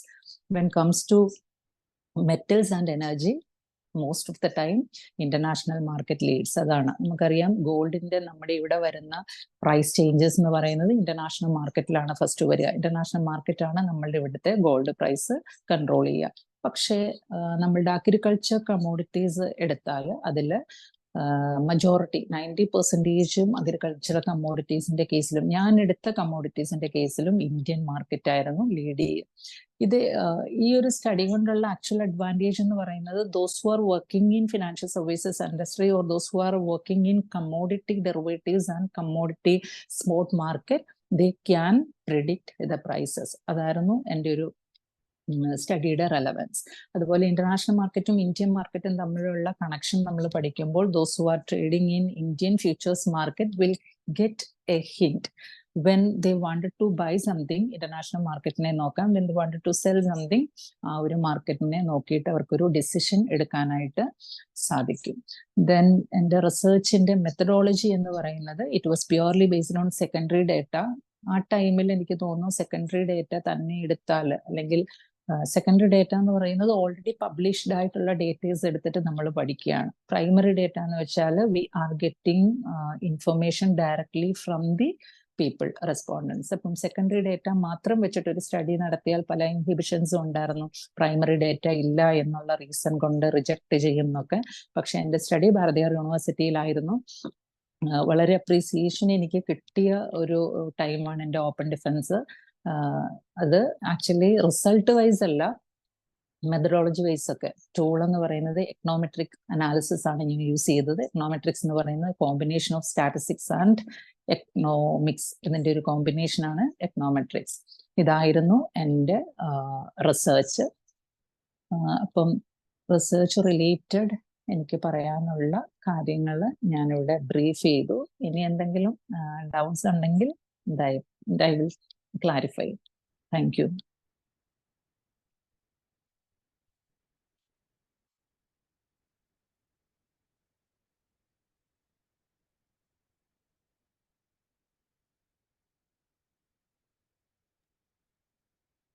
നമുക്ക് ആർക്കെങ്കിലും എന്തെങ്കിലും ക്വസ്റ്റ്യൻസ് ഉണ്ടെങ്കിൽ ചോദിക്കാൻ ഈ സമയത്ത്. ലിയാറ്റ്സ് ഇൻഡസ്ട്രിയിലായിരുന്നപ്പം ഈ ഒരു ടോപ്പിക്കിനെ പറ്റി റിസർച്ച് ചെയ്തെന്ന് പറഞ്ഞാൽ റിസർച്ച് ഇൻട്രസ്റ്റ് സ്റ്റാർട്ട് ചെയ്തിരുന്നോ? അതെ, ഇൻഡസ്ട്രിയിലായിരുന്നു ഞാൻ. 2012 റിസൈൻ ചെയ്യുന്നത് JRG സെക്യൂരിറ്റീസിൽ നിന്ന്. ഇപ്പൊ 2011 ഞാൻ രജിസ്റ്റർ ചെയ്തത്. അപ്പൊ അവിടെ ഈ ഒരു അനാലിസിസിന് ഒത്തിരി റെലവൻസ് ഉണ്ടായിരുന്നു. പക്ഷെ ഇൻഡസ്ട്രി എന്ന് പറയുമ്പം ഞാൻ ചെല്ലുമ്പം നമ്മുടെ ഇത്രയും എഡ്യൂക്കേറ്റഡും മരിയൻ പോലെ ഒരു ഇൻസ്റ്റിറ്റ്യൂഷനിൽ പഠിച്ച ആൾക്കാരൊന്നും എൻ്റെ ചുറ്റുപാടും അവിടെ അന്ന് ഉണ്ടായിരുന്നില്ല. അപ്പം റിസർച്ച് വിങ്ങിലുള്ള ആൾക്കാർ തരുന്ന റിസർച്ച് റിപ്പോർട്ട് നമ്മൾ ക്ലയൻസിന് ഫോർവേഡ് ചെയ്ത് ആ ക്ലയൻസ് അതിൽ നിന്ന് ഒരു ഇൻഫർമേഷൻസ് എടുത്തിട്ടാണ് അന്ന് ട്രേഡ് ചെയ്തുകൊണ്ടിരുന്നത്. അപ്പം അവർ തരുന്ന റിപ്പോർട്ടിൽ നിന്ന് കുറച്ചുകൂടെ മോഡിഫിക്കേഷൻ വരുത്തി എൻ്റെതായിട്ടുള്ള ഒരു റിപ്പോർട്ടൊക്കെ കൊടുത്ത് അത് സക്സസ് ആയ സമയത്താണ് എന്നാൽ ഇത് സിസ്റ്റമാറ്റിക് ആയിട്ട് പഠിക്കാമെന്നുള്ള ഒരു ഇൻട്രസ്റ്റ് എനിക്ക് വന്നത്. അതിൻ്റെ ഭാഗമായി ഞാൻ റിസർച്ചിൻ്റെ ഭാഗമായിട്ട് നമ്മളുടെ ലൈബ്രറിയൻ ജോബിൻ സാറിനെ കുറച്ച് ബുക്സ് ഒക്കെ അവൈലബിൾ ആണോ എന്നറിയാൻ വിളിക്കുന്ന സമയത്താണ് സാർ എന്നോട് പറയുന്നത് നെറ്റ് കുറച്ച് ഈസി ആയിട്ടുണ്ട്, അപ്പം റിസർച്ച് സ്റ്റാർട്ട് ചെയ്ത സ്ഥിതിക്ക് നെറ്റോട് ഒന്ന് ട്രൈ ചെയ്യുന്നു. അപ്പം അവിടെ ഇരുന്ന് തന്നെയാണ് ഞാൻ നെറ്റിനെ ട്രൈ ചെയ്യുന്നത്. അപ്പം എനിക്ക് കുഴപ്പമില്ല എന്ന് തോന്നി. അപ്പം നെറ്റ് ട്രൈ ചെയ്തു. 2012 ജൂണിൽ ട്രൈ ചെയ്തു. അത് കഴിഞ്ഞ് ഡിസംബറിൽ ചെയ്തു. ഡിസംബറിലെ റിസൾട്ടിന് ഞാൻ പാസ്സായി. അങ്ങനെയാണ് ടീച്ചിങ്ങിലേക്ക് വരുന്നത്. പിന്നെ റിസർച്ചിന്റെ മേജർ ഭാഗം ഞാൻ ചെയ്യുന്നത് ടീച്ചിങ്ങിൽ എത്തിയതിനു ശേഷമാണ്. ആക്ച്വലി കോഴ്സ് വർക്ക് കഴിഞ്ഞ് സ്റ്റാർട്ട് ചെയ്യുന്നത് ടീച്ചിങ്ങിലാണ് വന്നതിന് ശേഷമാണ്. എനിക്ക് ജൂബി മിസ്സിനോട് ഒരു ചോദ്യമുള്ളത്. മിസ് സൂചിപ്പിച്ചായിരുന്നു നമ്മൾ റിസർച്ച് വർക്ക് ഒരു 3 years 4 years ടൈം വരുമ്പോൾ നമ്മൾ എടുത്തിരിക്കുന്ന ടോപ്പിക് റെലവെന്റ് ആവുമോ, അത് ഇറലവെന്റ് ആയി മാറുമോ, അതിൽ ചേഞ്ചസ് ഒക്കെ വരുമോ എന്നുള്ളത്. അപ്പൊ എല്ലാ റിസർച്ച് ഹോൾഡേഴ്സിനും അല്ലെങ്കിൽ വർക്ക് ചെയ്തവർക്ക് ഇങ്ങനെ ഒരു സംശയം ഉണ്ടാവും. എന്ത് കൺട്രോൾ മെക്കാനിസമാണ് സത്യത്തിൽ യൂസ് ചെയ്യുക? അതായത് നമ്മളൊരു ടോപ്പിക് വെച്ച് തുടങ്ങുന്നു, അതിനുശേഷം വ്യത്യാസങ്ങൾ വന്നു കഴിയുമ്പോൾ അതെങ്ങനെയാണ് നമ്മളൊരു ടോപ്പിക് സെലക്ട് ചെയ്യുമ്പോഴേ നമ്മൾ ഈ റിവ്യൂസ് നടത്തുമല്ലോ. അപ്പം ലിറ്ററേച്ചർ റിവ്യൂസ് നടത്തുമ്പോൾ ഓരോ സ്ട്രീമിലും ഒരു ഡിഫറെൻ്റ് ആയിരിക്കും. ഇപ്പം ഞങ്ങളുടെയൊക്കെ സ്ട്രീമിലാണെന്നുണ്ടെങ്കിൽ ഇപ്പോൾ ഒരു മെത്തഡോളജി, ഇപ്പം ഞാൻ പറഞ്ഞല്ലോ ക്ലാസിഫിക്കേഷൻ മെത്തഡോളജി അല്ലെങ്കിൽ ഫീച്ചർ റിഡക്ഷൻ മെത്തഡോളജി, അങ്ങനെ. അപ്പം നമ്മൾ എന്തിലാണോ ചെയ്യാൻ ആഗ്രഹിക്കുന്നത് അതിൻ്റെ അകത്തുള്ള ബാക്കി റിസർച്ചുകൾ എന്തൊക്കെ ഇപ്പോൾ പ്രോഗ്രസ് ചെയ്ത് വന്നിട്ടുണ്ടെന്നുള്ള ആദ്യമേ നോക്കുക. അപ്പം ഞങ്ങളുടെ ഡോക്ടറൽ കമ്മിറ്റിയിലാണേലും ഇവർ അതായത് ഇവാലുവേറ്റേഴ്സ് നോക്കുമായിരുന്നു, റിവ്യൂവേഴ്സ് നോക്കുമായിരുന്നു എത്ര അപ്ഡേറ്റ് ചെയ്ത ജേർണലാണ് ഞങ്ങൾ റെഫർ ചെയ്തേക്കുന്നത്. റെഫറൻസ് നമ്മൾ എപ്പോഴും ഇൻക്ലൂഡ് ചെയ്യണമല്ലോ. അപ്പം എത്ര അപ്ഡേറ്റ് ചെയ്ത റെഫറൻസസ് ആണ് നമ്മൾ ഇൻക്ലൂഡ് ചെയ്തേക്കുന്നത്. പിന്നെ സാർ പറഞ്ഞ പോലെ നമ്മൾ എന്ത് ചെയ്താലും ഔട്ട്ഡേറ്റഡ് ആകുകയില്ല. കാരണം നമ്മളൊരു വർക്ക് പബ്ലിഷ് ചെയ്ത് കഴിഞ്ഞാൽ, അതായത് സ്കോപ്പസ് പോലെയുള്ള അല്ലെങ്കിൽ വെബ് ഓഫ് സയൻസ് പോലെയുള്ള, ഇനി മറ്റു ഏരിയയിലാണെന്നുണ്ടെങ്കിൽ സ്പ്രിംഗർ നേച്ചർ പോലെയുള്ള ഒരു വർക്ക് നമ്മൾ പബ്ലിഷ് ചെയ്ത് കഴിഞ്ഞാൽ അവർ work is recognised worldwide. അവിടെ നമുക്ക് ഒരു ഔട്ട്ഡേറ്റഡ് ആയി എന്നുള്ളതില്ല. കാരണം only our work will choose when it is relevant. Relevant ആയ വർക്ക് മാത്രമേ സ്കോപ്പസിലൊക്കെ എടുക്കുകയുള്ളൂ. അല്ലാത്ത വർക്ക്സ് ഒന്നും അവർ അക്സെപ്റ്റ് ചെയ്യല. അപ്പൊ ബ്ലൈൻഡ് റിവ്യൂസ് ഒക്കെ കഴിഞ്ഞില്ലേ, 2-3 ബ്ലൈൻഡ് റിവ്യൂസ് ഒക്കെ കഴിഞ്ഞാണ് അവര് നമ്മുടെ വർക്ക് അക്സെപ്റ്റ് ചെയ്ത്, നമ്മുടെ പേപ്പേഴ്സ് അക്സെപ്റ്റ് ചെയ്യത്തുള്ളൂ. ജേർണൽ പേപ്പർ ആണെന്നുണ്ടെങ്കിലും അതേപോലെ തന്നെ കോൺഫറൻസ് ആണെങ്കിലും അങ്ങനെ അവർ അക്സെപ്റ്റ് ചെയ്തുള്ളൂ. ഇപ്പൊ കോൺഫറൻസിൽ നമ്മളെല്ലാം പ്രസന്റ് ചെയ്താലും നമ്മുടെ പേപ്പർ പബ്ലിഷ് ചെയ്യണമെന്നില്ല, അവരുടെ പ്രൊസീഡിങ്ങിൽ പോലും വരണമെന്നില്ല. അത് റെലവെന്റ് ആണെങ്കിൽ മാത്രമേ അവര് എടുക്കുകയുള്ളൂ. അപ്പൊ അതൊരു ഇൻഡിക്കേഷൻ ആണ്. അപ്പൊ നമ്മൾ അത് പ്രൊലോങ് ചെയ്ത് പോകരുത്, പിന്നെ പബ്ലിഷ് ചെയ്യാന്ന് ഓർത്തോണ്ട്. അന്നേരം തന്നെ ആദ്യമേ തന്നെ നമ്മൾ പബ്ലിഷ് ചെയ്ത് പ്രൊസീഡ് ചെയ്ത് പോവാം. Okay, thank you miss. എനിക്ക് ലിയാൻസ് ഒരു ക്വിക്ക് ക്വസ്റ്റ്യൻ ഉള്ളത്. ലിയാൻസ് സൂചിപ്പിച്ചായിരുന്നു, so if you continued in industry കുറച്ചുകൂടെ കാര്യങ്ങൾ അവിടെ ചെയ്യാൻ പറ്റുമെന്ന്. Do you have any suggestions for any research areas? പുതിയ ആളുകൾക്ക് ഫൈനാൻസ് ഫീൽഡിൽ എടുക്കാൻ താല്പര്യമുള്ളവരുണ്ടെങ്കിൽ റെലവെന്റ് ആയിട്ടുള്ള അങ്ങനെ എന്തെങ്കിലും ഒരു സജഷൻ ഉണ്ടോ? ഫിനാൻസ് ഫീൽഡിൽ ആക്ച്വലി എൻ്റെ ഒരു ഒപ്പീനിയനിൽ, ജഗത് സാറും ടീച്ചറൊക്കെ ഇരിപ്പുണ്ട്, എൻ്റെ ഒരു ഒപ്പീനിയനിൽ ഇപ്പം നമ്മൾ കേരള കോണ്ടെക്സ്റ്റ് എടുത്താൽ പലപ്പോഴും നമ്മൾ റിസർച്ച് നടത്താനായി ട്രൈ ചെയ്യുമ്പം most of the topics R been studied or over researched areas ആണ് ഫിനാൻസിൽ കുറേയൊക്കെ നമുക്ക് കാണാൻ പറ്റുക. എങ്കിലും ഞാൻ ചെയ്ത റിസർച്ചിൽ, അതുപോലെ തന്നെ ഇപ്പം ഫോർ എക്സാമ്പിൾ ഷെയറിൽ നമ്മൾ ചെയ്യുകയാണെങ്കിലും കമ്മോഡിറ്റീസിൽ ചെയ്യുകയാണെങ്കിലും വീണ്ടും ഇതിനൊക്കെ വീണ്ടും സ്കോപ്പ് ഉണ്ട്. ഞാൻ നടത്തിയത് 2010 to 2018 ഡേറ്റയാണ്. അപ്പോൾ ഓരോ വർഷം കഴിയുമ്പോഴും മാർക്കറ്റുകൾക്കൊക്കെ ചേഞ്ച് വരും. എക്കണോമി ഡെവലപ്പ് ആവും. ഡെവലപ്പിംഗ് എക്കണോമി ആണെങ്കിൽ അത് ഡെവലപ്ഡിലേക്ക് പോകുമ്പോൾ may be that country will lead the market. അപ്പം ഈ പറഞ്ഞ ടോപ്പിക്കിൽ എൻ്റെ ഏരിയസിലൊന്നും റിസർച്ച് എന്ന് പറയുന്നത് ആ ഒരു അൺറിസർച്ച്ഡ് ആയിട്ടുള്ള ഏരിയാസ് തന്നെയാണ് ഇതൊക്കെ. ഓരോ വർഷവും ഡേറ്റ ഡിഫറെൻ്റ് ആകുമ്പോൾ അതിന് വീണ്ടും വാലിഡേഷൻ വേണ്ടി വരും. അപ്പം ഈ പറഞ്ഞ ഏരിയാസിലൊക്കെ വീണ്ടും വീണ്ടും നമുക്ക് റിസർച്ചിനുള്ള സ്കോപ്പ് ഉണ്ട്. പിന്നെ ഫിനാൻഷ്യൽ സർവീസസ് ഇൻഡസ്ട്രി തന്നെ എടുത്താൽ അതിലും എന്നും പുതിയ പ്രോഡക്ട്സുകൾ വന്നുകൊണ്ടിരിക്കുകയാണ്. അപ്പം ഇന്റർനാഷണൽ മാർക്കറ്റിലുള്ള പ്രോഡക്റ്റുകളെ ഇന്ത്യൻ മാർക്കറ്റിലേക്ക് ഇൻട്രൊഡ്യൂസ് ചെയ്യാനായിട്ട് ഒരു റിസർച്ചർക്ക് സാധിക്കും എന്നുള്ളതാണ് എൻ്റെ ഒരു opinion. Okay, thank U. Hello. Hey, I just have a question for Dr. Lians ma'am and also Juby ma'am. ലിയാൻസ് മിസ്സിലൂടെ എനിക്ക് ചോദ്യം ചോദിക്കാനുള്ള ഇടയ്ക്ക് പറഞ്ഞില്ലായിരുന്നു, JRG നിന്ന് റിസൈൻ ചെയ്തപ്പം you almost had almost took a 50% cut on your salary. So I just wanted to know how you handle that. Okay, നമുക്കത് ഒരു opportunity കിട്ടി and you went for it. Because emotionally that is a very a unique point that where you have to take a decision to take a 50% cut to pursue in that direction. So how did you handle that? Actually അത് to be frank, ഇതിനകത്ത് കുറേയേറെ നമുക്ക് കാര്യങ്ങൾ പറയാനുണ്ടെങ്കിലും Frank ആയിട്ട് പറഞ്ഞാൽ ഇൻഡസ്ട്രിയിൽ work ചെയ്യുക എന്ന് പറയുന്നത്, എസ്പെഷ്യലി ലേഡീസ് ആഫ്റ്റർ 30 എന്ന് പറയുന്നത്, ഫാമിലിയും കൊണ്ട് ഒരുമിച്ച് ഇൻഡസ്ട്രിയിൽ നിൽക്കണമെങ്കിൽ അതൊരു സ്ട്രഗിൾ ആണ്. Especially in marketing or sales. ഞാൻ ബ്രാഞ്ച് മാനേജർ ആയിരുന്നു. മാർക്കറ്റിങ്ങും സെയിൽസും അഡ്മിനിസ്ട്രേഷനും ഒക്കെ എൻ്റെ ഒരു ഇതിലായിരുന്നു. ഇപ്പൊ ഒരു ഓഫീസ് ജോബ് ആണെങ്കിൽ 9 to 5 ആണെങ്കിൽ നമുക്ക് പോരാ. പക്ഷെ എൻ്റെ ഇതില് ഈ കമ്മോഡിറ്റി ഡെറിവേറ്റീവ്സിലാണ് ഞാൻ കൂടുതൽ ചെയ്തിരുന്നത്. അപ്പം ഇന്റർനാഷണൽ മാർക്കറ്റിനനുസരിച്ച് ഇവിടെയും ഇന്ത്യയിലും ട്രേഡിങ് 11:30 PM വരെ ഉണ്ടാവും. ഞാൻ ഓഫീസിൽ അവൈലബിൾ അല്ലെങ്കിലും as a branch manager I will always get calls from clients and staff.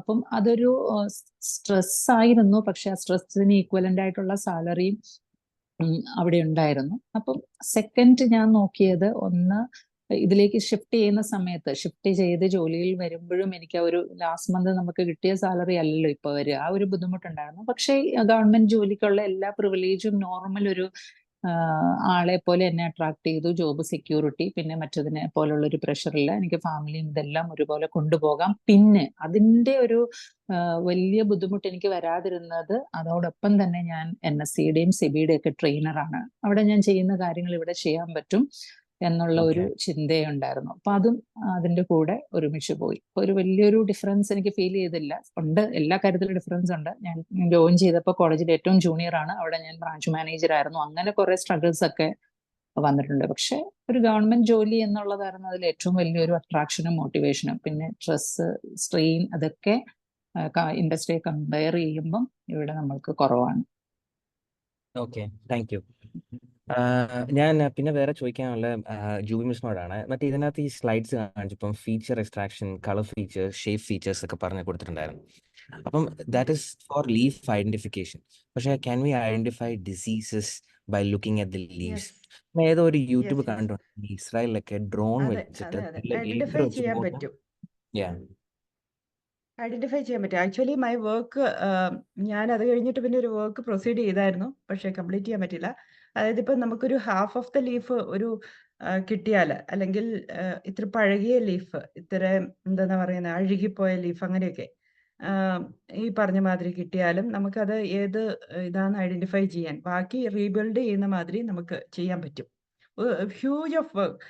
അതുപോലെ എൻ്റെ ഈ വർക്ക് മൾട്ടി ലെയർ പെർസെപ്ട്രോൺ എന്ന് പറയുന്ന ആ വർക്ക് ഇതുപോലെ ഒരു ഡിസീസ് ഐഡന്റിഫൈ ചെയ്യാൻ വേണ്ടി അവർ യൂസ് ചെയ്തിട്ടുണ്ട്. ഞാനൊരു പേപ്പർ സൈറ്റ് ചെയ്തേക്കുന്ന എടുത്ത് നോക്കിയപ്പോൾ അങ്ങനെ ഒരു വർക്കിൽ അവർ ഉപയോഗിച്ചിട്ടുണ്ട് ആ ഒരു ഫീച്ചേഴ്സ് എടുത്തിട്ട്. എന്ന് പറഞ്ഞാൽ ഈ ലീഫ് വെച്ചിട്ട് തന്നെ ഡിസീസ് ഐഡന്റിഫൈ ചെയ്യാനുള്ളത്.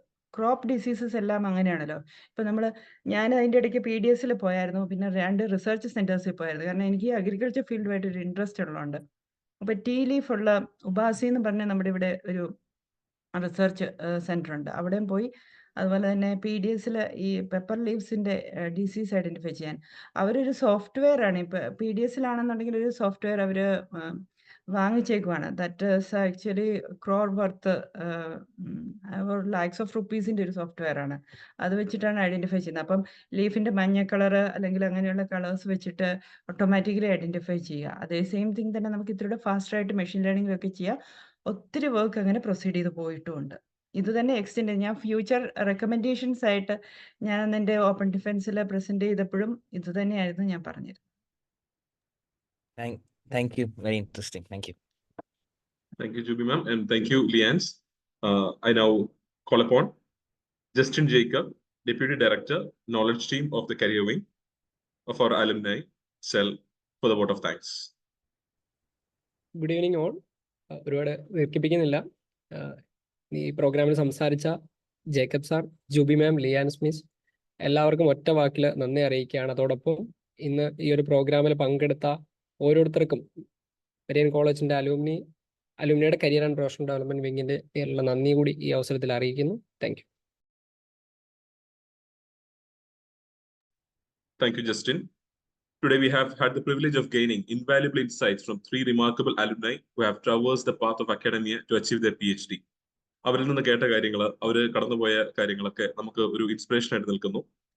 മരിയൻ അലുമിനി വിങ് തുടങ്ങിയിട്ട് അധികം കാലമായിട്ടില്ല. ജേക്കബ് സാർ പറഞ്ഞതുപോലെ നമ്മുടെ ഏറ്റവും സീനിയർ ആയിട്ടുള്ള അലുമിനിക്ക് പോലും 51 വയസ്സേ ആയിട്ടുള്ളൂ. പക്ഷേ ഈ ചെറിയ കാലത്തിനിടയിൽ നമ്മൾ ഒത്തിരിയേറെ കാര്യങ്ങൾ അച്ചീവ് ചെയ്യപ്പെട്ടു കഴിഞ്ഞു.